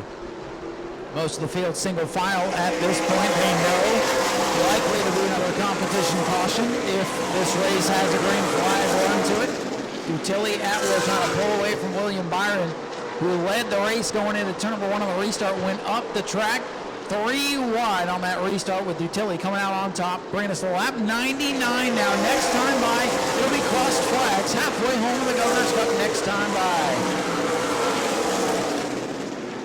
Dutilli, Atwell, two drivers from down south, no strangers to racing one another, no strangers to winning the big event, but would love to check the Governor's Cup off their list. At lap 100, it is Jesse Dutilli. 100 down, 100 to go. It's like a whole new race, Steve. Randy Webster looking to the inside on Mondi. Washes up just a little bit in the 58. Webster in the 33. Starting to make his presence felt as he's up to the 9th position, make it the 8th spot here as the data recycles. Daniel Webster picks up 1 on Aramendia's number 58. Solid day for that 58 machine. Never been, oh, trouble! Trouble around is Brian Finney and into the outside wall. Finney in the number 80 backs it into the turn 2 wall. Not sure if he still running side by side with the 54. I kind of missed that. He and the 54 were together. I don't know if there was contact. I just saw the 80 go around and into the outside wall. Turns 1 and 2 gobbling up cars here today. Atwell getting some service from his pit crew. He must not have liked that set of tires, I guess. I can't really tell from this angle what they're working on, but the deck lid coming off the rear of the car, so. He's a bartender as well, so he's getting service when he's usually servicing. Looks like they're putting some fuel in the car there. He gave up the 2nd position, though, which the 80's just underpowering and all on his own. Well, hopefully that means that the damage isn't too bad to the chassis of the vehicle. Brian Finney, one of our regulars here on the Sunbelt Series, 3rd in points coming into the night. He could take a hit here today. May still be quite a bit of damage to that number 80. Well, they're going to have some work to do on the offseason for sure for Brian Finney, but of course Finney Racing Enterprises, they know how to put a car back together. They've got several of them out here tonight to race. So when we say off-season here in Florida, we're talking a mere month or two as we're the red eyes right around the corner. Couple of weeks. As well as Daniel Webster going to follow Jesse Love inside row number 3.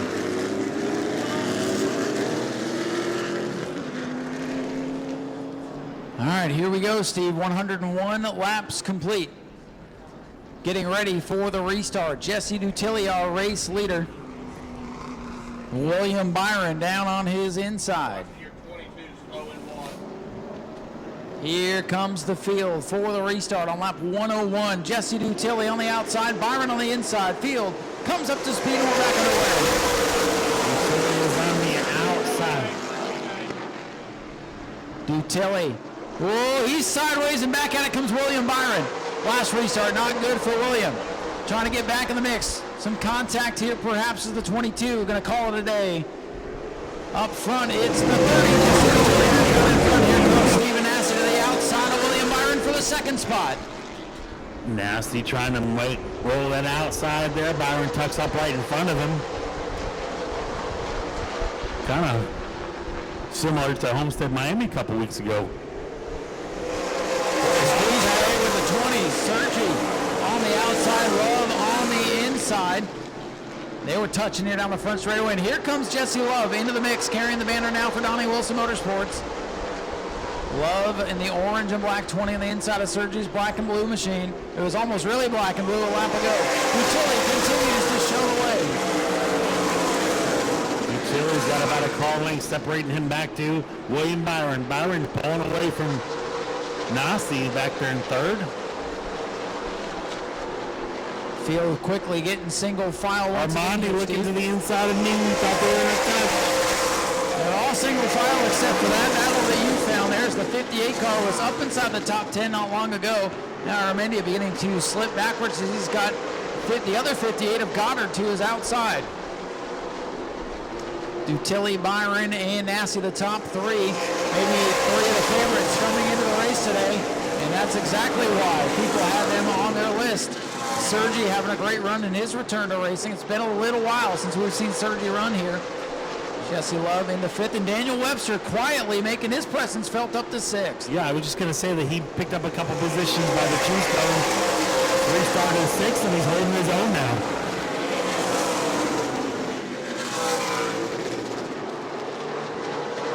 Field starting to spread out a little bit. We're starting to get into that middle of the Governor's Cup feeling here where things start to spread out. People know at this point all they can do is lose the race, so they want to calm down, try to get to that last 50 laps. It's like the Daytona 500. The last 50 laps is where you want to position yourself for the win.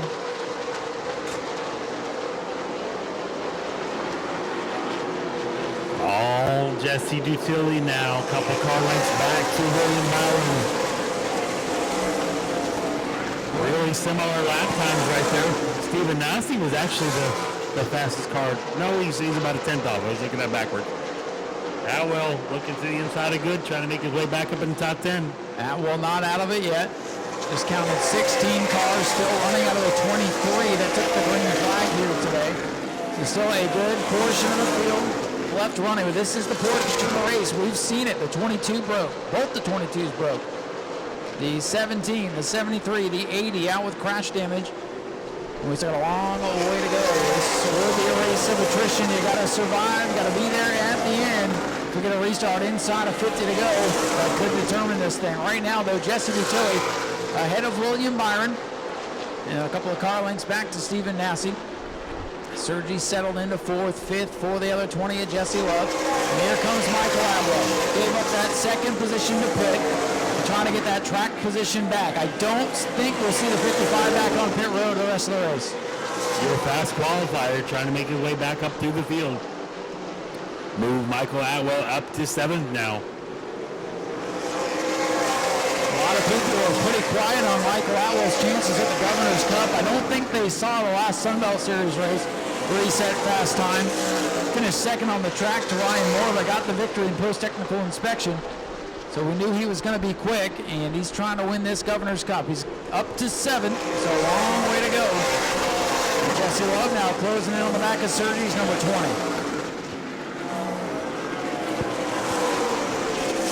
114 laps complete, starting to click off some laps now. It's been a start and stop kind of day. Not a lot of long runs, with a lot of caution sprinkled out throughout the race. 85 laps to go this time by. Jesse Love looking, close up on the back bumper. Sergi taking the pass to the inside. Move Love up to 4th. Well, Sergi missed the apex in 1 and 2 that time, and Jesse Love pounces up to 4th. It's tough to pass. So Jonathan Nee got on the apron and about got into Bobby Good.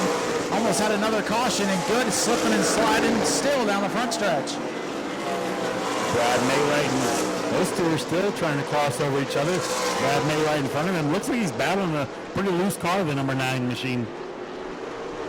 Battles all over the place. Just when you think it's settled down, something else happens, and it happens quickly with these super late model cars.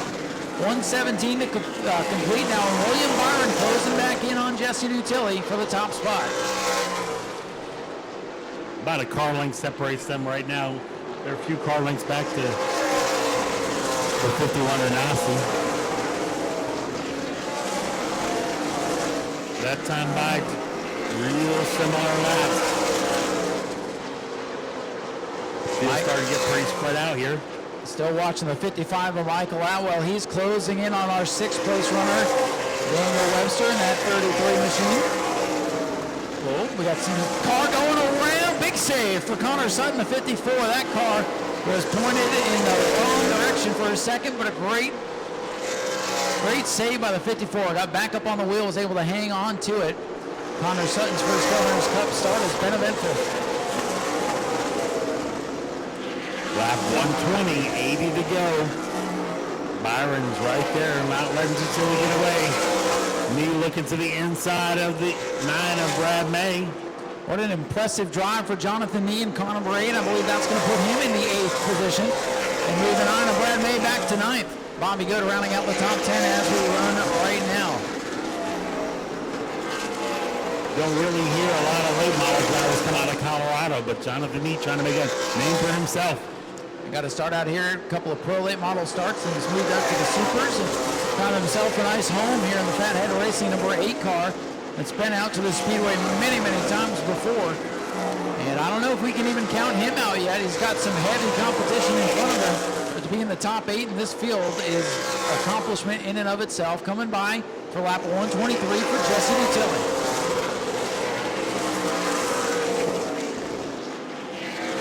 That time by Byron just a tick faster.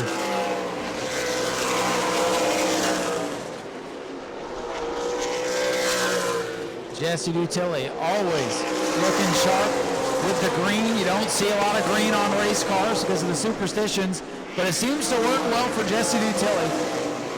Just a solid white car with green numbers, but it stands out from the pack, and right now it is leading the way. William Byron into second. Stephen Massey still looking for that first Governor's Cup win. In third, Jesse Love, Anthony Sergi, Daniel Webster, Michael Atwell, Jonathan Nee, Brad May, and Bobby Good, your top 10. 125 laps complete, just 75 to go. Getting into one of our longest green flag runs of the afternoon. Michael Atwell still trying to chase everybody down to get back up into the top 5. Got his sights set on Daniel Webster right now for 6. And you see the longer the run goes on, the more spread out the field seems to get. That's why the restarts have been so intense today, Steve. That's might be your only opportunity to make up some track position and get by some of these guys. As I say that, Bobby Good trying to make a pass on Brad May. That team just has not been where they wanted to be this week. Brad May drove his Pro Late model with no power steering yesterday. Said he felt good driving this car today, felt like a Cadillac though, but he slips back to the 10th spot. Discovering that the cars get harder to pass the closer you get to the front. Track position, track position, track position. But he is hoping to set himself up for that final run in a good spot on the restart. They're making their way around the lap car. John Kaufman in the 78, right here on the front stretch. There will be at least one more competition yellow in this race, so at least one more restart. That could help decide this thing, or that could turn the race completely upside down. The drivers, they know that there is one more restart coming up, so they've probably settled in at this point trying to get to that last dash. That 51's coming to life right now, too. Stephen Nass's closing the gap up on the second place of William Byron. Yeah, he's caught the 24, William Byron. He's almost got a sniff of the draft now down the straightaways. Nassy, boy, he's passed the most cars today. If there's a hard charge award, it should go to him.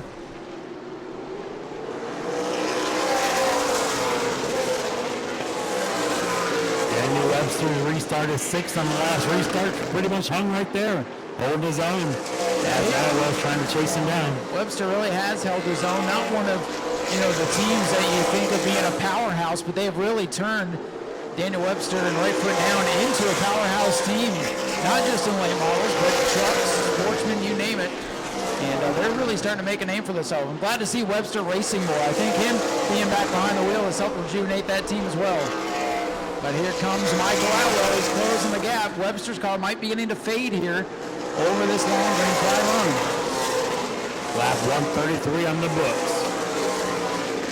Put a blanket over the top 3 just about. When I say that, Dutilli separates it by a couple car lengths. Jesse Dutilli was pacing the 2020 edition of the Governor's Cup. Made a late decision to pit, could not get the track position back. He's just trying to hang on at this point. Well, a couple of cars slip sliding in turn 2. Brighton Horner and Connor Sutton. Trouble, Jesse Love. Jesse Love. Oh, the 78's around too. Kaufman backs it into the wall. Uh-oh, big trouble in turn 1. Jesse Love, he breaks loose. And John Kaufman, I don't know if he just got on the brakes too hard or what, but that car is with some heavy damage on the rear. Sometimes if you have too much rear brake, been there, done that, the car will go around like that. Probably got in the corner, saw a car going around, and like you said, stepped on it too hard. Jesse Love, though, our 4th place car, has something go wrong, and I don't know what happened there. The back of that car looks like one of our demolition derby cars last night at Tour Destruction. Boy, the 78, the 80-17, all with heavy rear end damage in this race. We haven't seen cars get torn up like this in a Governor's Cup in a long time. 133 laps complete, 66 circuits to go. So this could be that last restart. It could be go time here. Trick up their sleeve after all, and he's going to be in control of the restart. But everybody else going to put on some fresh rubber, make some adjustments, so we'll see if it pays off. You know, the 100-lappers that we usually see out here, even over what you guys do at Auburndale, attrition is usually a big deal, even in those shorter races. So you could just kind of count on it with this race being double distance that you're going to see some, and we definitely have. For sure. And you get to these bigger tracks like your track here at Smyrna, when you back it into the wall here, you've done some damage. So it's more than just sheet metal. Yeah, there's no good spot to hit, and we got walls everywhere here. So the best save I think we've seen out of the day so far is the 58 of Michael Goddard. Really got lucky on his spin. Yeah, when he went around over there in 3, it was like deja vu to 2 weeks ago, and unfortunately, John Kaufman in the team car had a similar fate just a few moments ago in turn 1. Passing is at a premium. To the field, making their selections for the restart. No real surprises there. Atwell to the outside, Dutilli down to the bottom. That'll be in front row. It'll be Stephen Nau Sea on the inside of William Byron in row 2. Daniel Webster to the inside of row 3. Pair of 58s on the outside. Tough break. Jonathan Nee, 2 pit road in car number 8. Hate to see that. Now we get to watch Jesse Love in that fast number 20 come up through the field. Side by side as they come into turn 4. Going to get the green flag. Give the advantage to Atwell on the outside. Great restart there for Atwell. Dutilli lets it ride in turn number 1. Jesse Dutilli rockets off turn number 2 with the race lead. Problems for Francisco. Looks like he's he's back under fire now. Everybody's getting shuffled around here. Atwell to the outside. Give the third position. So much for track position. Coming to life now too. Looking to the inside of Atwell. So much for track position for Michael Atwell. He has faded now to 5th under attack from Sergi. Sergi to the bottom of the racetrack. Top 4 single file and side by side for 4th.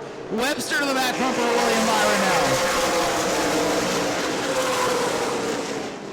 Nau Sea up to 2nd now in that exchange. Man, it looked like a brilliant move. Atwell's got a problem. Atwell shuts it down on the back straightaway. Michael Atwell leading just a lap or so ago. Now headed pit side. Another big name out of it.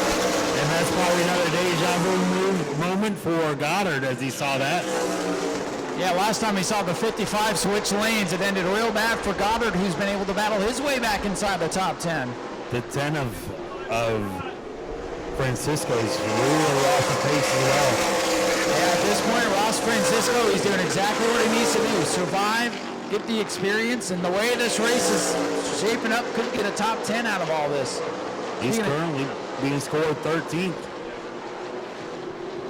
Speaking of top 10, I believe the 20 of Jesse Love has battled his way back into the top 10. At this point in the race, about half the field now Ross shuts down. It'll be 12 cars left to settle it at lap 138. Ross Francisco shuts it down. Field really beginning to thin here at lap 138. Kind of what we expected here, Steve. But look at Stephen Nau Sea lighting up the back bumper of Jesse Dutilli. We are about half of what we started with. Here comes the 51 making a move to the inside of Dutilli. Dutilli's able to pull away as they go into turn 3. Stephen Nau Sea wants that Florida Governor's Cup victory. He pokes a nose to the inside of the 30 of Dutilli. Dutilli wins the drag race into turn number 1. Runs the middle groove. Nau Sea a half a lane lower, trying to find some clean air. Nau Sea knows what he has, so he doesn't have to make the move yet. 60 laps still to go. And it'll go by quickly here as the field's thinning down. The traffic's going to be a little bit easier to navigate. The leader's going to try to settle amongst themselves now. Dutilli and Nau Sea now side by side. Drag race into turn number 3. Dutilli on the high side. But look at the move for Nau Sea. Door to door for the race lead. This is what third place William Byron wants to see. These two racing each other. Stephen Nau Sea from the back to the front. He's got half a car length in front. Dutilli going to try to power up. Not quite clear. And into turn 3, new leader Stephen Nau Sea in the 51. Dutilli going to try to fight back, looking for the crossover. Nau Sea shuts the door and will lead here at lap 143. What a drive for Stephen Nau Sea today. New leader, P1, number 51. Dutilli back to 2nd, William Byron 3rd, Daniel Webster back in 4th. Anthony Surgery rounds out the top 5. What an impressive run for Daniel Webster today. He's been quiet, kept his nose clean, and now holding off Anthony Surgery for 4th. Couple of car lengths off William Byron, whose car is starting to come to life a little bit. He's closing in on the Jesse Dutilli number 30. A lot of times we see somebody come out to the Governor's Cup and just dominate. Today, a lot of different leaders, and we still ain't done yet. Nau Sea with the lead. 55 circuits remain for Stephen Nau Sea in the 51.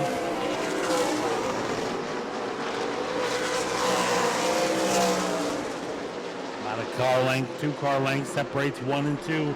Another 2 1.5 car lengths back to 3rd position. William Byron. William Byron is definitely on want to get by this 30 of Jesse Dutilli. See if he can set his sights on the other Anthony Campy racing car. So he kind of to set this up as ACR versus Donnie Wilson today, and ACR carrying the banner there with that battle. A couple of the Florida boys that are running very well. Dutilli, Webster, and Sergi all having great runs today. Battle for second. Byron's looking to the inside of Dutilli. Got a nose there as they go into turn 3. Byron trying to keep it down low so they don't touch. Drag race down the front stretch. Going into turn 1.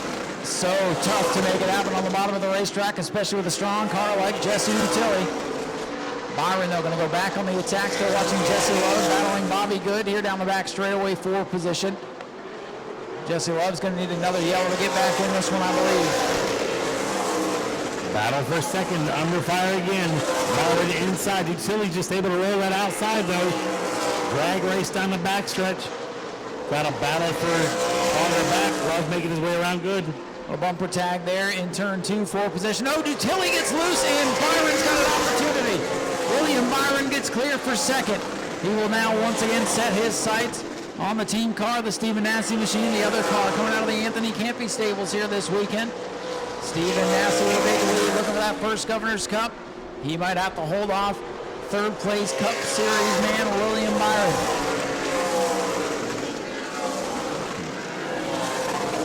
They're pacing the field pretty good. About a straightaway in front of them is the battle at the tail end of the field, though. I believe that's Francisco back out and Brighton Horner. Those cars still on the lead lap. Well, the 75 is Francisco, the only car off the lead lap. Anybody on the lead lap, so with a chance of a good run here today. Francisco's back out with 5 laps down. But at this point, it's still top 10 his way into this thing. Jesse Love to the back home for Michael Goddard's 58. Going to look to the inside here, battle for position as Love tries to get himself back in the mix. He is going for the 7th position on Michael Goddard's red number 58. Those two had a run in earlier. They did, and all things considered, a great hard-fought battle for Michael Goddard and team today to be up inside the top 10, running competitively with that Kaufman 58.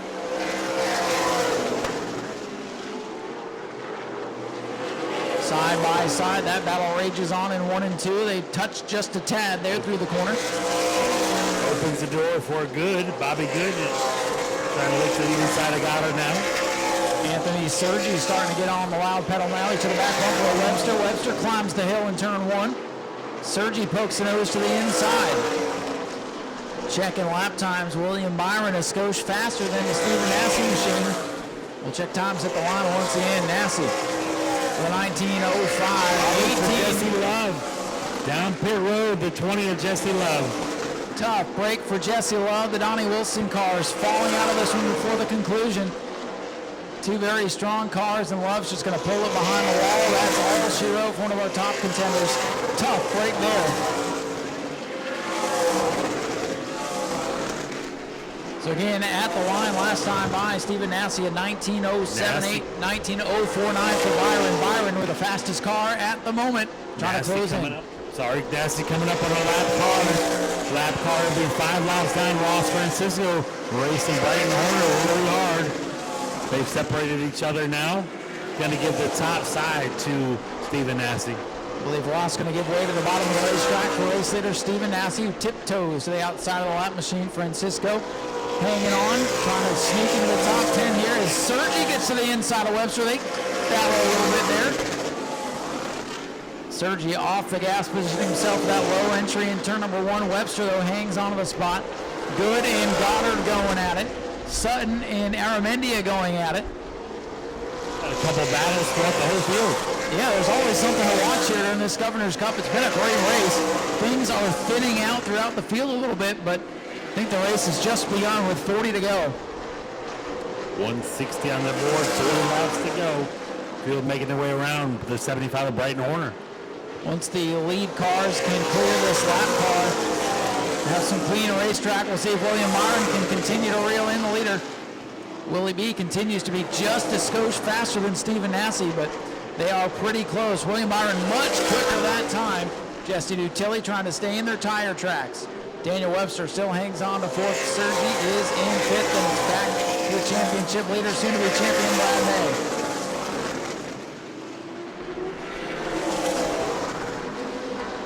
Fields making their way down the backstretch. Leaders going in turn 3 and 4.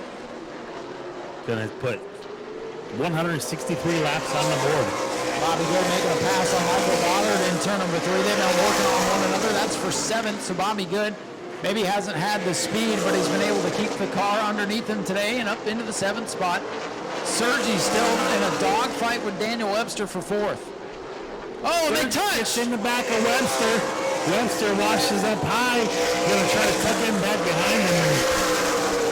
Boy, Webster about had the car get out from underneath him with a tap from Anthony Sergi, who moves up to 4th.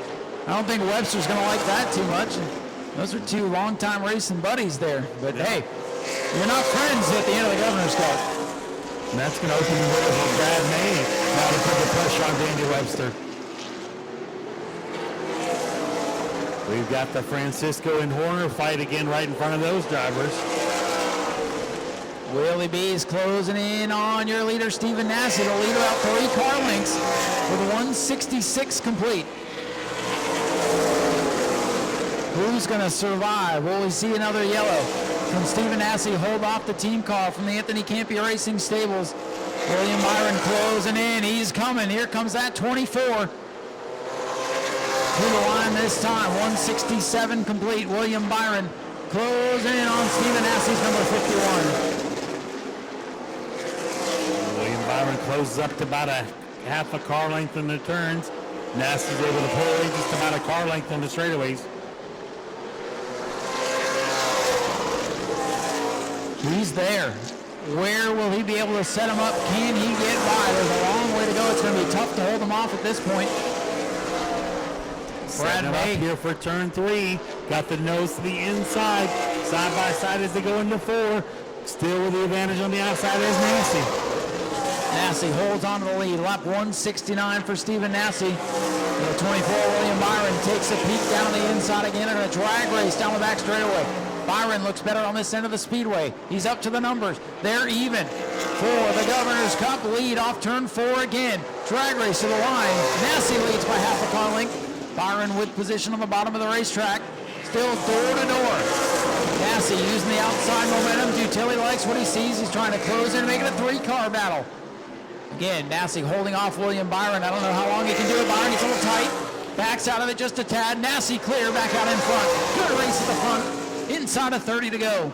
William Byron says, keep doing what you're doing, guys. Or Jesse Dutilli, keep doing what you're doing. Right there in the 3rd position, waiting to pounce.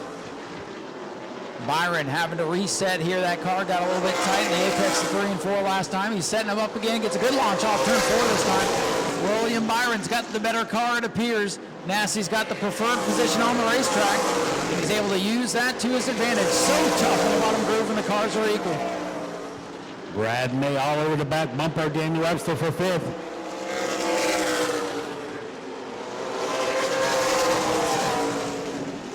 .173 up on the scoreboard. The chess match is on. Dutilli is closing in.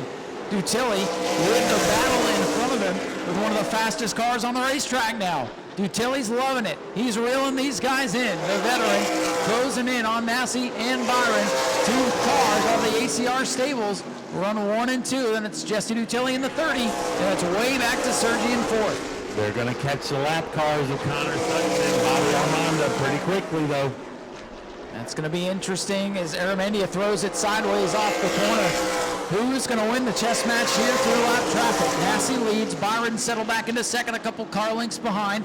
Dutilli runs high in turn 1. Looks like he missed his mark just a tad. He's beginning to drop back now as those guys have singled out in front of him. Sutton and Aramendia battling for 9th, still on the lead lap inside the top 10. Getting the move over flag shown now as the lead lap cars are quickly closing. Little separation between those two now. As I say that, Sutton closes right in within half a car length of the 58. Byron closes in on the back bumper of the 51 of Stephen Nau Sea. 177 laps complete. Nau Sea trying to hang on. Byron trying to take it away.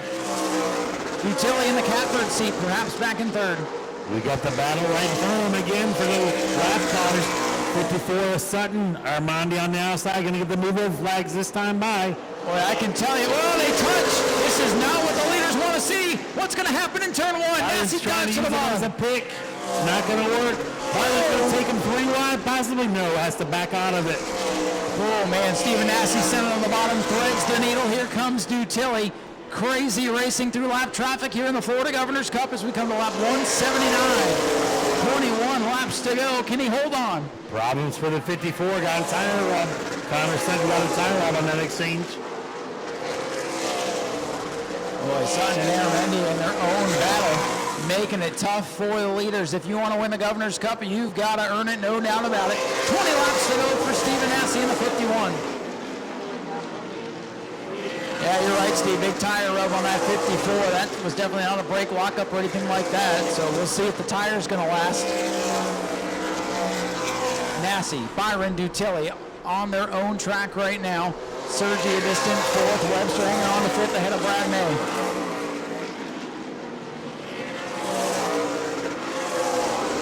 Lap 181 on the board.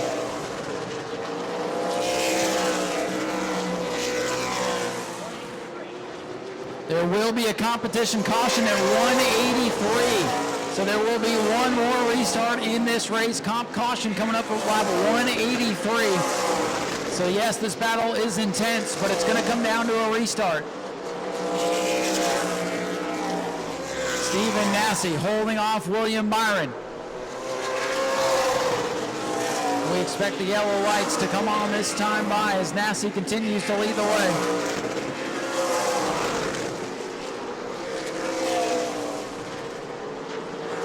183 laps complete for Stephen Nau Sea in the 51. Yellow flag is out for the last competition yellow. Competition caution on the Speedway. Competition yellow. See a lot of hands going up with the competition yellow. 50 laps of green flag racing. Comp yellow. Final yellow for competition for the day. Going to set up a shootout on the restart. For sure. Been preaching all week. If you can survive to this point, take what you can get yourself a good finish. And it looks like we're going to have a couple of takers to pit road here. The cars at the back of the field, like I said, Steve, going to come in. A couple of 58s. A couple of 58s and the 54. There's a couple of things that need to happen here. Well, there you go. Stephen Nau Sea has made his bed to the outside, Byron to the inside, and Dutilli up on the outside. I like where Dutilli is up there, upstairs on the outside of row 2. Daniel Webster will restart inside of row 3 with soon-to-be champ Brad May to his outside. Then it's Bobby Good, Michael Goddard, John Aramendia, Brighton Horner, the top 10 cars in the lead lap. Green flag back in the air. Good start for Nau Sea on the outside in the 51. Dutilli trying to follow him on through. Little bumper tag. Top 2 going to break away now. Nau Sea with a nose out in front. Byron back down on the inside. Sergi looking to the inside of Dutilli for third. Brad May up at the top 5 now. Inside number 9.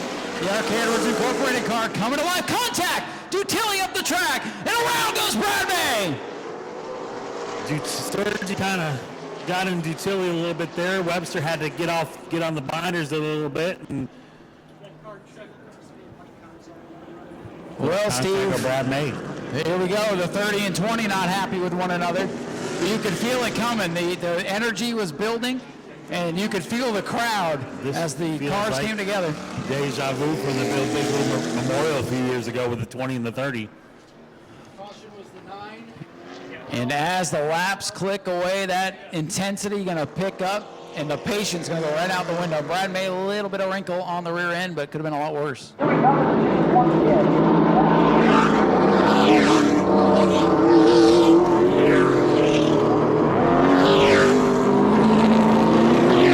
Sergi, I don't like Jesse Dutilli being on my inside to run me up the racetrack. I don't like having somebody to my inside to run me up the racetrack, but somebody's got to be there.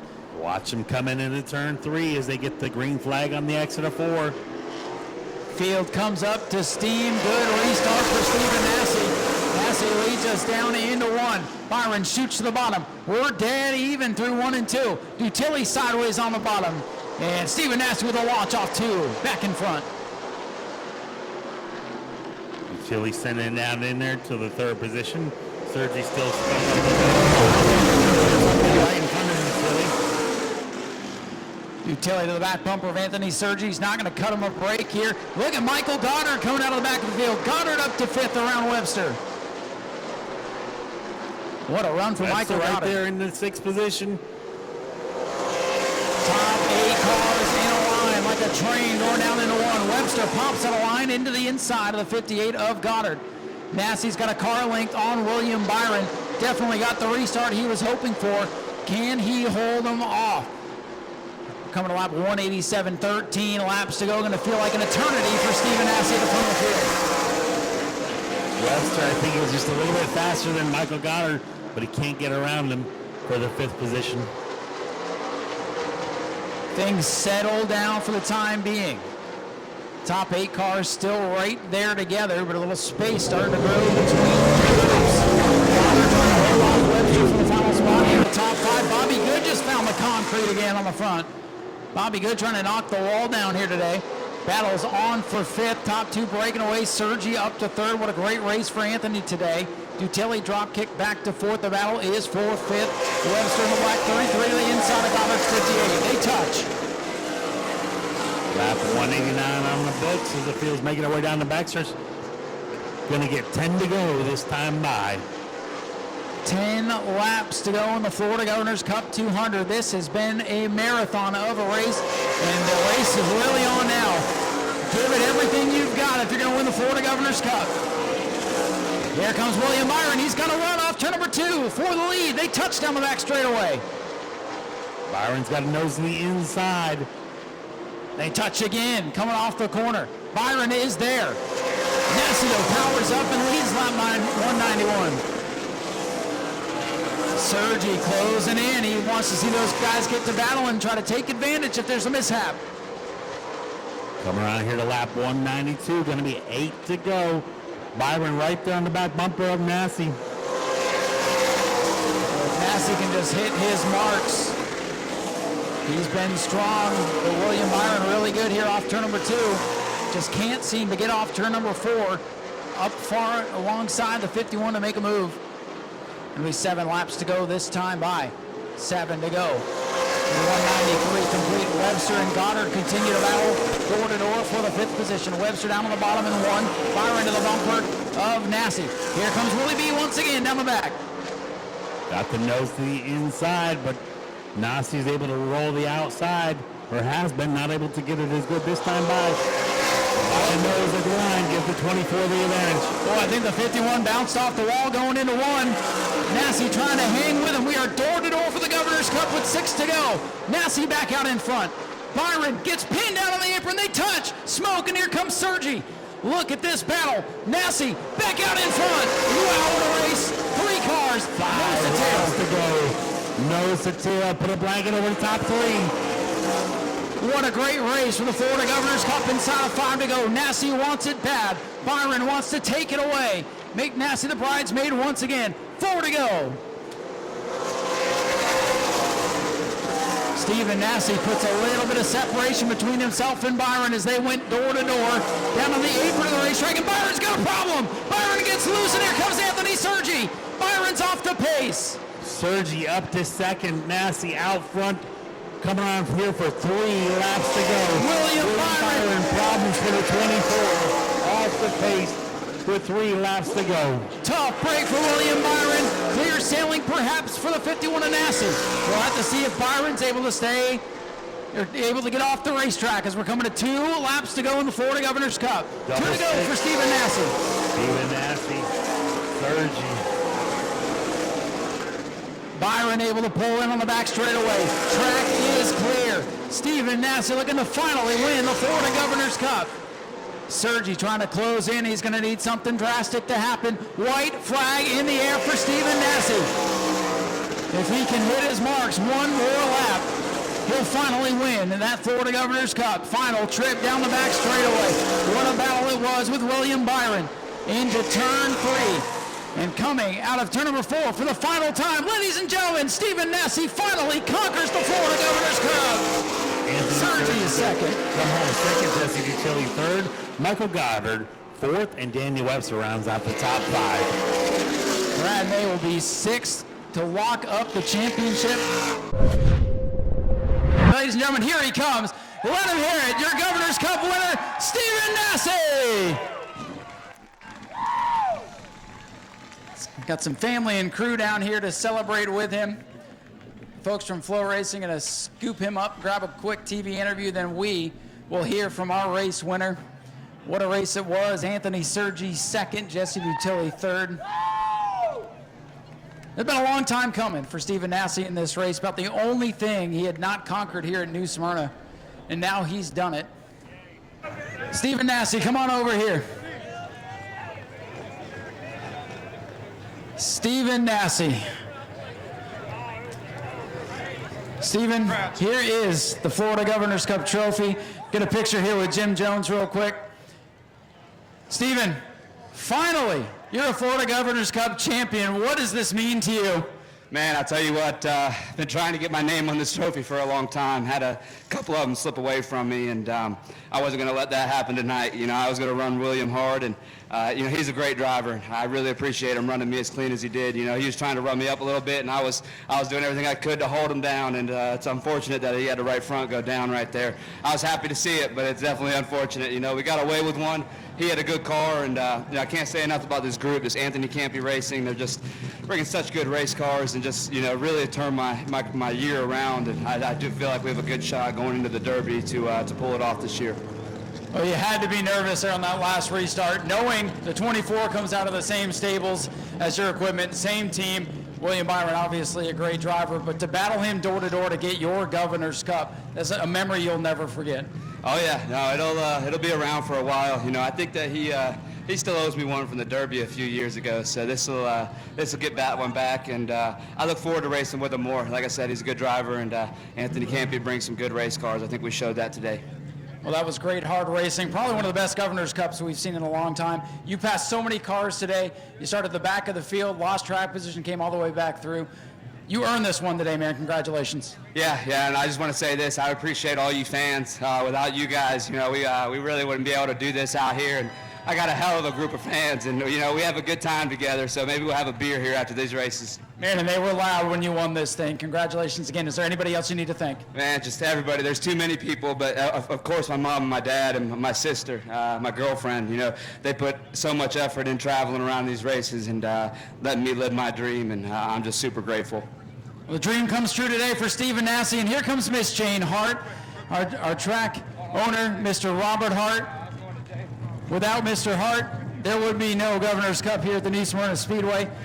Big smile on Robert Hart's face. You know, he's happy to see Stephen Nau Sea win. You watch Stephen Nau Sea grow up here at this Speedway. Our championship ring for the Florida Governor's Cup, finally going to Stephen Nau Sea. Big hug down here. Ladies and gentlemen, let's hear it again for Stephen Nau Sea, your Governor's Cup champion. We'll head on here down the line, talk to our runner-up. First of all, great to see you back here. I know you're busy throughout the year working on trucks these days. Back behind the wheel of late model, second here in the Governor's Cup. What a hard-fought battle for you as well. Yeah, I actually got a new job with the Xfinity team last year, so I've been doing Xfinity stuff. But I got to thank MJS Concrete, TSC Construction, Jet Motorsports, Gary St. Amant, my dad, my mom, everyone lets me come out here. Thank you, fans, for coming out. Thank you, the Hearts, keeping this track alive, and just had a lot of fun. I know you're hoping those guys would get together in front of you. Ultimately, they did. I'm sure you're hoping maybe one more caution, one more restart. Do you think you could have wrestled away from Stephen? I'm not sure. He had a really good car. He's a real good driver. Him and Byron were really racing for it. They've had a history together, so I knew something was going to happen. But it was a lot of fun. I'll take a second place for not being here in a year. Yeah, you never forget how to get around this place, man. Do you have anybody you want to thank? Just MJS Concrete, TSC Construction, my mom, my dad, just everyone. Thanks to all the fans again for coming out. Sorry it's not a sunny day, but it's still probably better. Made for a heck of a race. Let's hear it for Anthony Sergi, bringing it home with a strong second-place run. Jesse, you're like the new Stephen Nau Sea, man. You keep coming so close to this thing. You always are up near the front, leading laps, and things just don't go your way at the end. But third place, you haven't been behind the wheel in a while either, so still a great run for you. Yeah, I haven't been in the car since, I believe, January, but it was a great race. I'd like it to be, but I got to thank Integrity Transmissions, Carbon Motorsports, Bruce and Judy, all my family that's here, Jeff and Greg, all the guys that helped me out. Everybody came and we all did this together. Had a good run, led some laps, had a good race. So happy with that. I want to thank my spotter, Jeff Dufresne, everybody else that gives me a hand on this car. Thank you. Well, you guys definitely showed up with a strong piece and a good run for you. Ladies and gentlemen, let's hear it for Jesse Dutilli, your third place finisher here in the Florida Governor's Cup. Again, congratulations to Brad May. He does wrap up the Florida Sunbelt Series Championship for the second year in a row. Won the Pro Late Model Championship last night, as a matter of fact. So 2 great nights for Brad May and the RK Edwards Bobby Sears Racing team. And Stephen Nau Sea finally gets it done here tonight in a wild and crazy Governor's Cup. Go to patreon.com/Speedway Video now. So the lights are down on the Daytona Dodge American Auto Pace car. That means we are getting set to go green 50 laps for these Mod Minis, advanced 4-cylinder class.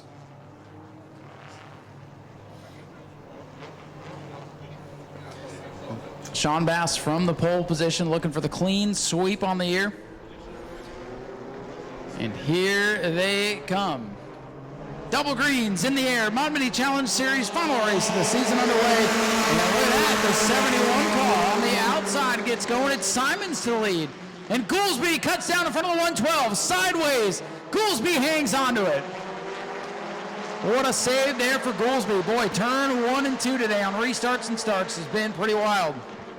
And way out in front is Jerry Simons in the 71. That's going to have to really work for it today, but we're on lap 2. Sean Bass in the 112. Load up, gave the 20 a chance to save it, or that could have been a big pile up in 1 and 2. Goolsby in the 21-12, Sean Bass.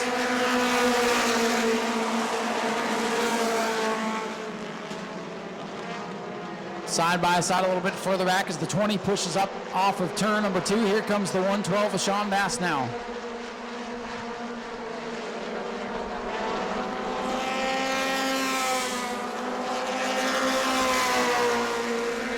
A lot of side by side a little bit farther in the field as the top 3 have begun to scoot away from everybody else. It's Simons, Bass, and Goolsby the top 3.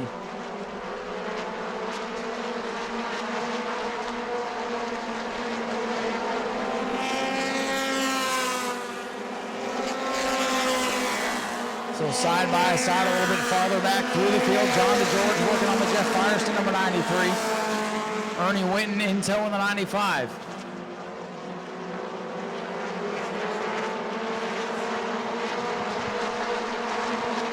Jerry Simons way out in front. He got a good jump, and then Bass got kind of held up on the turn 1 skirmish, and now with 5 complete, Simons has begun to set sail.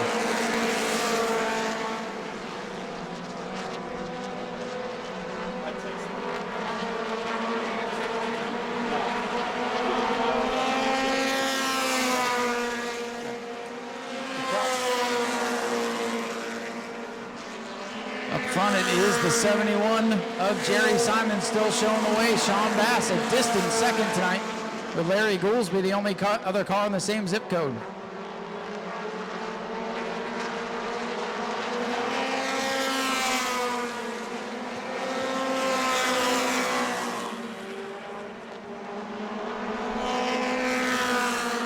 Seven laps complete for Jerry Simons in the 71. Volpius Motorsports, number 71, no stranger to victory lane here at New Smyrna. With Ted Volpius usually behind the wheel. Oh, one car in trouble. It's the 29 at Jackson. He saves it, and he's still rolling. We're still green. Big save there for the 29 at Jackson, one of the top rookies.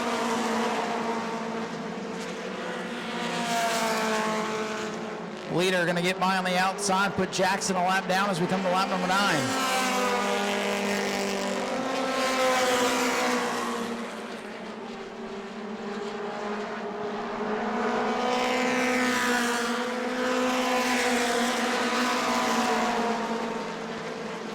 Sean Bass still a distant second tonight. We have not seen Sean Bass be in this predicament all season long, but he hasn't had to deal with this 71 car. There's 40 laps to go. A lot of things can happen, but that initial start, that That initial start is what gave the 71 the big advantage.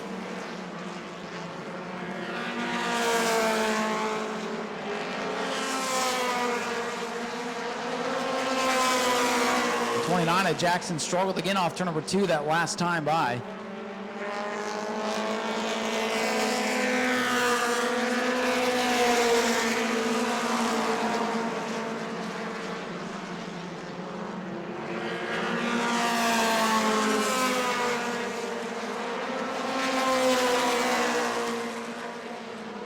So it is still Jerry Simons in car number 71 showing the way. He's going to lap by Mark Brooks, number 6 machine here.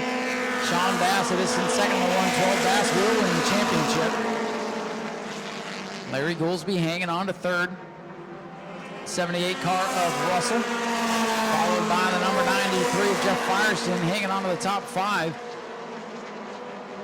From 5th to about 8th, 9th spot, they're all right there together.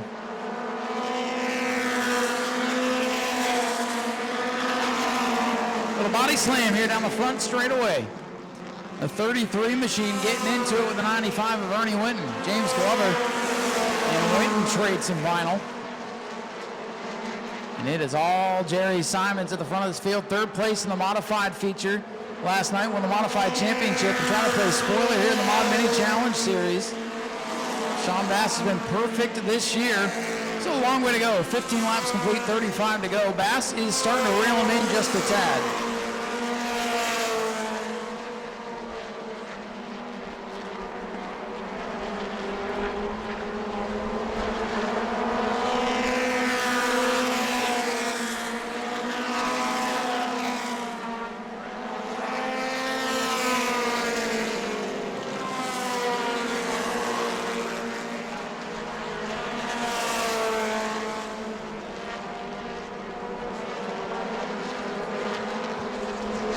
Jerry Simons has settled into a very comfortable lead as he'll come off turn number 4 to lead us to lap number 17. Sean Bass second, Larry Goolsby still third, and there's a ways back, and I mean a ways back to Russell in 4th. Russell's at the scoreboard now. Oh, trouble! Around is Ernie Winton on the backstretch. Ernie goes around, locks it up, doesn't hit anything, but yellow is out, and there goes the big lead for Jerry Simons. It's just what Sean Bass needs to get back into it. And Jerry Simons will go to the outside. Sean Bass down to the inside. Then Goolsby and Russell. Oh, the 93, Firestone ran it over.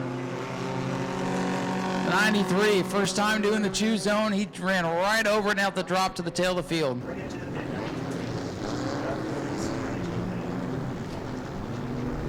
The 93 will be parked for failure to listen.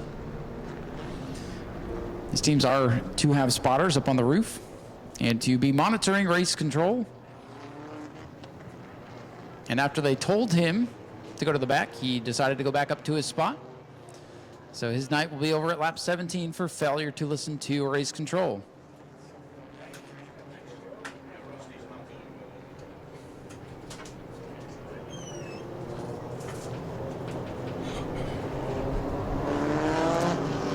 All right.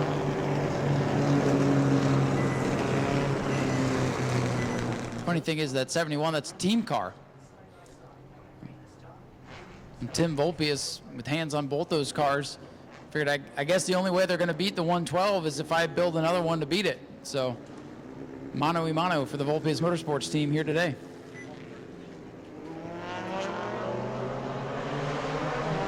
Green flag back in the air, and again the 71 gets going, the 112 does not.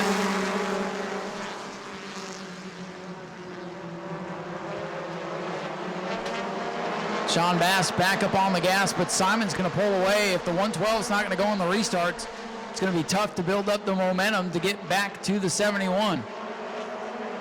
Simon's back out in front.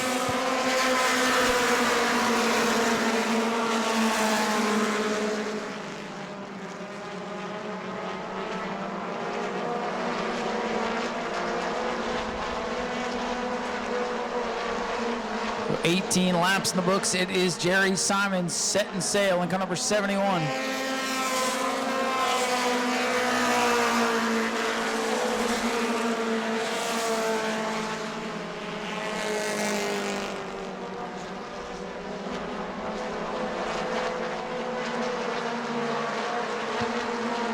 Time by 20 laps complete for your leader, Jerry Simon. Sean Bass, though, starting to close in just a little bit.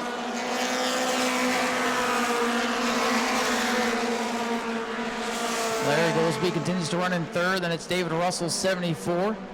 And the 33 of Glover running pretty well. That car did not qualify well, but Glover's getting it figured out. The 33 up into the top 5, first time out this year.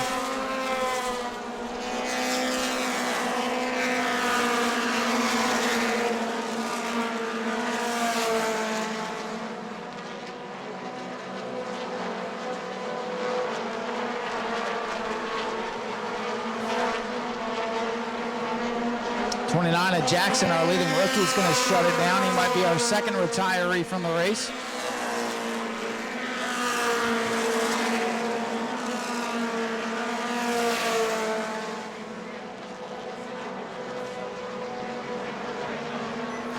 Two-car breakaway at the front. Simon's the leader, Bass in second.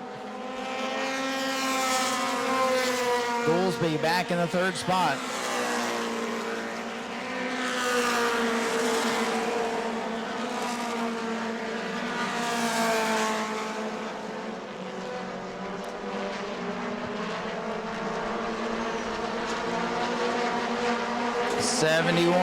Jerry Simon still leading, but Sean Bass starting to close the gap just a little bit. Next time out, will be halfway home.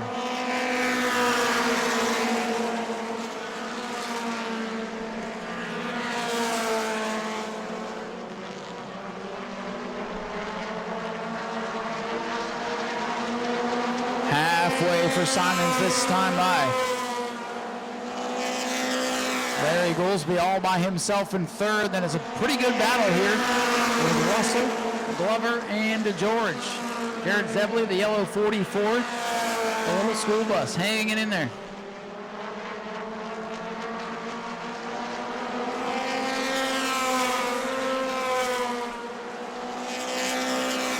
Battle brewing here off turn number 4. Russell taking the line away from the 33 of Glover. And here's the George working the bottom of the racetrack.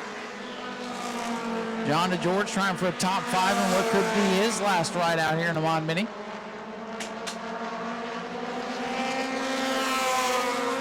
.27 complete for the 71 of Simons.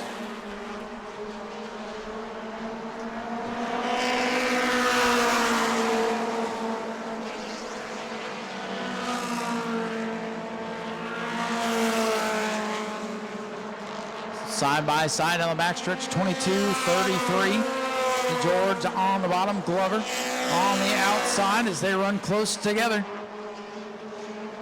Good little race here down the front straightaway between these Mod Minis. Up front, though, it is all Jerry Simons.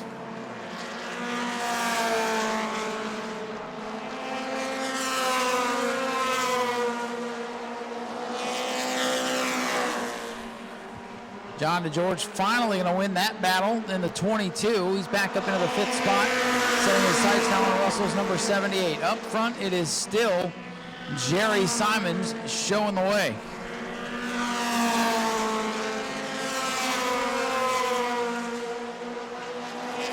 Glover shuts down on the backstretch. 33 off the pace. Finally had it running good, and now he's off the pace.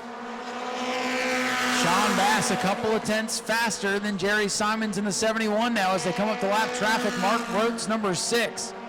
Sean Bass with time, 19 to go to get up there and battle with the team car.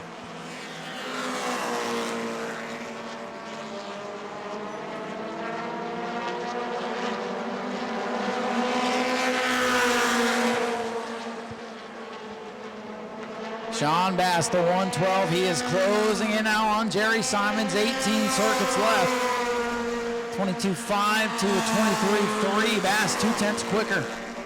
Bass is coming, the red 112, closing in on the blue 71 of Simons.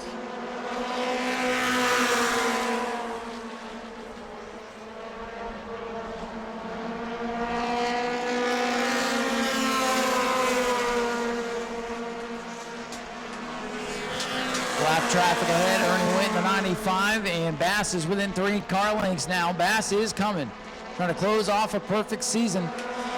This has been no easy race for Sean Bass. Car seems to not want to go on takeoff.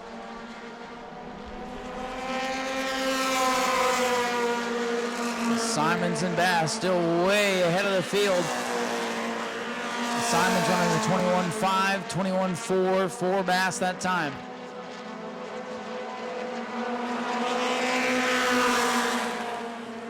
$15 to go this time for Simons.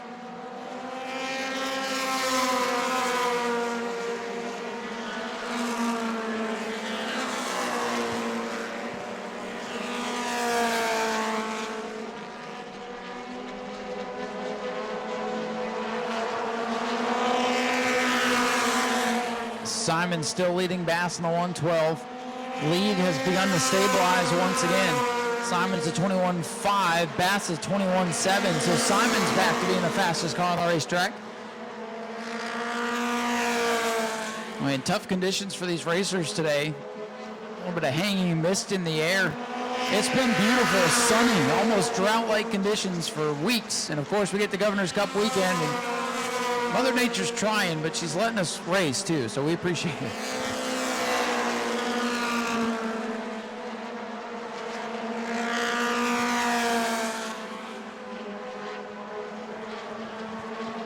Larry Goolsby sitting all by himself on the racetrack, going to 3 in the 3rd spot. Then it is an eternity back to 4th place. David Russell and John DeGeorge. DeGeorge in 5th wants to take that spot away. John DeGeorge getting a run. The red 22 underneath the red 78. Red 78 hangs on to it.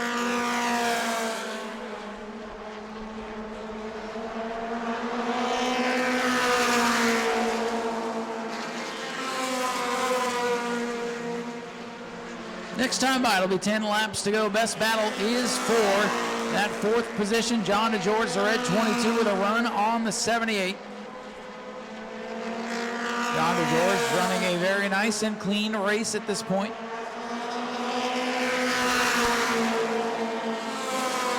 Jerry Simons still leads, checking the lap times here with 10 to go. Sean Bass a little bit quicker than Simons. Simons up the racetrack. Bass going to get a run here down the back.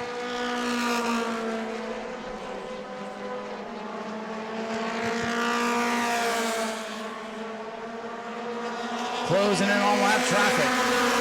Heavy traffic now with Zebley, Russell, and DeGeorge dead ahead. Your 4th, 5th, and 6th place car about to go a lap down.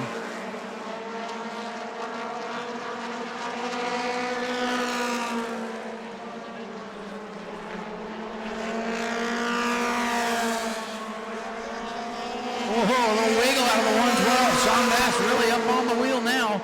8 laps to go.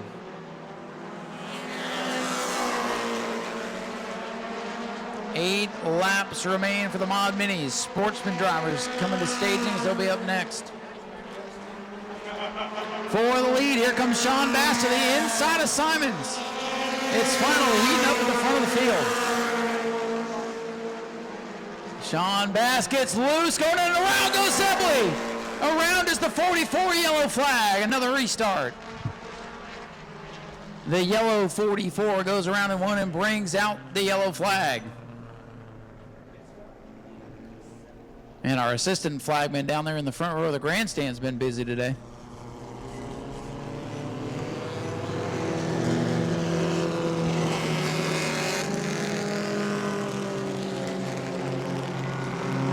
You see, Simons has went to the outside as we get ready to settle this one with 7 laps remaining.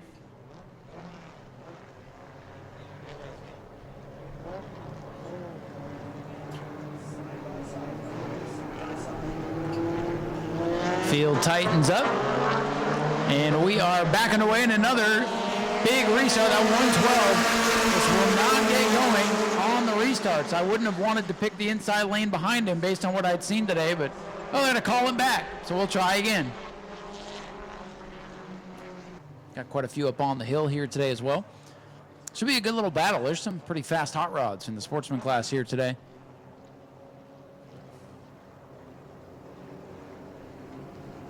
So let's find out what's going to happen here with Bass on the inside, Simons on the outside, and Bass got up to speed a little bit better this time.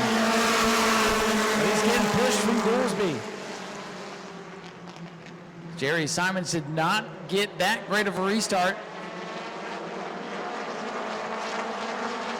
The 71 Simons back out in front by about 2.5 car lengths. It'll be 44 complete, 6 to go this time. Oh, John and George, big Simon. No, John, no. Keep going, John. Oh, no, not like that. Boy, that guy just got the video of the day right there. John DeGeorge goes around, and we are going to stay green. Now John DeGeorge running kind of up on the racetrack, says, I'm going to get out of the way. Those cars are fast. Simons continues to lead. And it is the 71 Jerry Simons, your leader, Bass in second, Goolsby third.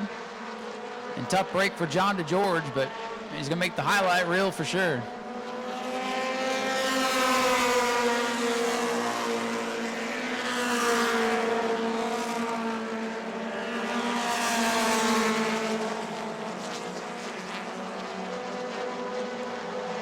Two-car breakaway at the front, coming to 3 laps to go. Here comes Sean Bass. He's to the back bumper of the 71 with 3 laps remaining. Bass looking for the perfect season. Simons looking for his first win of the year. Bass with a run off turn number 2. Sean Bass trying to stay perfect. He's followed this 71 much of the race. The 112 gets better as the run goes on. A little twitch that time. Popsicle sticks 2 to go. This Mon Mini division is going to come right down to the final mile here in 2023. Sean Bass going to win the championship, but can he stay perfect? Goolsby sitting back there in third, a couple of cars back, hoping the leaders get into it. Maybe he can steal a win as the white flag comes out. Final lap for Jerry Simons, trying to break the win streak. The 112 unbeaten. Will it be the house car, the team car to beat him? Bass with a run down the back straightaway. It could come down to the line. Jerry Simons has been dominant today, and he comes off turn number 4. He will do it. Jerry Simons is going to beat Sean Bass to the line. Larry Goolsby with an impressive third place run. The 78 machine. David Russell comes home in 4th. And it looks like Mark Brote is going to come home with a top 5 finish. How about that? And with the little bit of mist that's coming down, just please be careful in the grandstands. Well, let's hear it for Jerry Simons, your race winner in car number 71, the first man to beat the 112 of Sean Bass again. Well, Jerry, congratulations. You've done something nobody's been able to do since that 112 came out. You beat him. Looks like you had a great car on the restarts, and that was probably the key today. Yeah, that was the key, and I knew it. I knew it was the key. All week long, I've been messing with Sean, telling him his final drive is second gear, and if we come down to green, white, checkered, I got him because I'm starting second, going to third. So that's where it was. I bogged him down and just beat him like that. But I got to thank Ted and Timmy for putting this thing together and let us come out here and play. And Sean Bass, he built the body on this thing. He built that whole car over there. Very talented. He was coming, and anybody else, he probably would have put a bumper on me, but he knew we're team cars, and he didn't do it. So got to thank Broken Rib Barbecue, Volpius Motorsports, and all these guys, Ted and Timmy. Ted builds the motors in these things, and you can't beat them.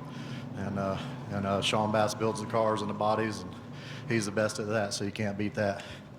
And speaking of Sean Bass, here he comes. And man, I mean, you still had to earn it in tough conditions out there, but congratulations on the win. Thank you, appreciate it. Ladies and gentlemen, let's hear it for Jerry Simons, your race winner tonight. Now we'll quickly hear from our second place finisher. Sean, come on over here real quick. Let's grab a word with you. You got to do 2 interviews today. Well, 1 spot short of the perfect season. Second place tonight. You lost to the car that they built just like this one. So looked like you just need better restarts tonight. Yeah, I mean, we had good cars all weekend.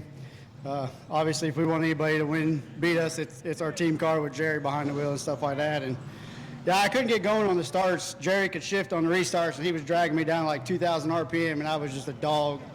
Couldn't go anywhere once I touched the gas. So thanks to Larry for not dumping me there. He was pushing me, trying to help me, but there's nothing I could do with it. But it's been a heck of a season. Can't thank my beautiful girlfriend Cheyenne for all her support. My dad, Being here every race on the radio, Tim, Ted Volpius, the whole Volpius family, all our CPH Roofing, Brevard Lumber, BA Chassis, everybody that gives us a hand. You know, I think we got the championship in 5 firsts and a second, so I'll take it. Well, you did win the championship and second tonight. Congratulations on a great year. Thank you very much. Thanks to all the fans that stuck it out to watch the little support classes like us. It ain't all about the super late models. Thank you, guys. Ladies and gentlemen, Sean Bass brings it home second, and we got cars on to keep the moisture. Larry, real quick, congratulations on 3rd place. They're telling me to go back to the tower, but I wanted to give you a moment if you had anybody you want to thank. Oh, man, I got to thank that man over there who's walking back to the stands. Mike gives me a heck of a good ride, and just thankful that he trusts me enough to work on his car and get behind the wheel week in, week out. You know, I can't thank him enough. My dad, man, we had some awesome horsepower. You know, we worked on this thing. It was in the racetrack the entire week, and we finally got it out of the racetrack, and it was pretty good. We just missed just a little bit. Those guys are awful fast. Just happy we come to run with them, and we just missed just a little bit. Well, thank you for coming out to support the Governor's Cup. It's great having you here. Larry Goolsby brings it home in 3rd place, and now we'll get back to the tower. We'll get to racing, and with the mist coming down, I know they want to rush through this, but it's good to have Larry here. I want to give him just a quick second. So appreciate your patience there. We'll get the sportsmen going here in just a second. The sportsmen will be up next. They're going to go 25 laps or 25 minutes, whichever happens first. And we have the EMOD, same deal, 25 laps, 25 minutes, and 6:02s with the same deal. The rest of tonight's program, unfortunately, has been canceled due to the persistent precipitation. And we will make these up, I'm being told, at the Red Eye in January. So unfortunately, the rest of tonight's racing action has been canceled and will be made up during the Red Eye in January, which will be here before we know it. We'll take a short break and we'll be racing again. So I apologize that cutting the end of this thing short, but that mist is settled in and has dampened the track pretty good. No heat, no sunshine, going to be tough to get it dry. So we're going to have to pull the plug on this one, and we'll see you back for the Red Eye 50-50 on January, I believe January the 6th, the first Saturday, yes, January the 6th, the Red Eye 50-50. We'll be back in action here at the new Smyrna Speedway. Thank you for coming out to the Florida Governor's Cup. What an awesome feature event we saw today with the Super Lates. Congratulations to Stephen Nau Sea. You know, our goal is to give the customer what they want, when they want it, at the price they want to pay, and then follow it up with just the absolute best customer service. You can find the same part at 100 different places, but if you find it for less, we're going to match it and we're going to guarantee it. We're going to ship the product same day. We are all about the customer, period. And when you have a question, the associate you're talking to, he's got a car in his garage that he's working on. So when you're talking to Jegs, you're talking right to the shop.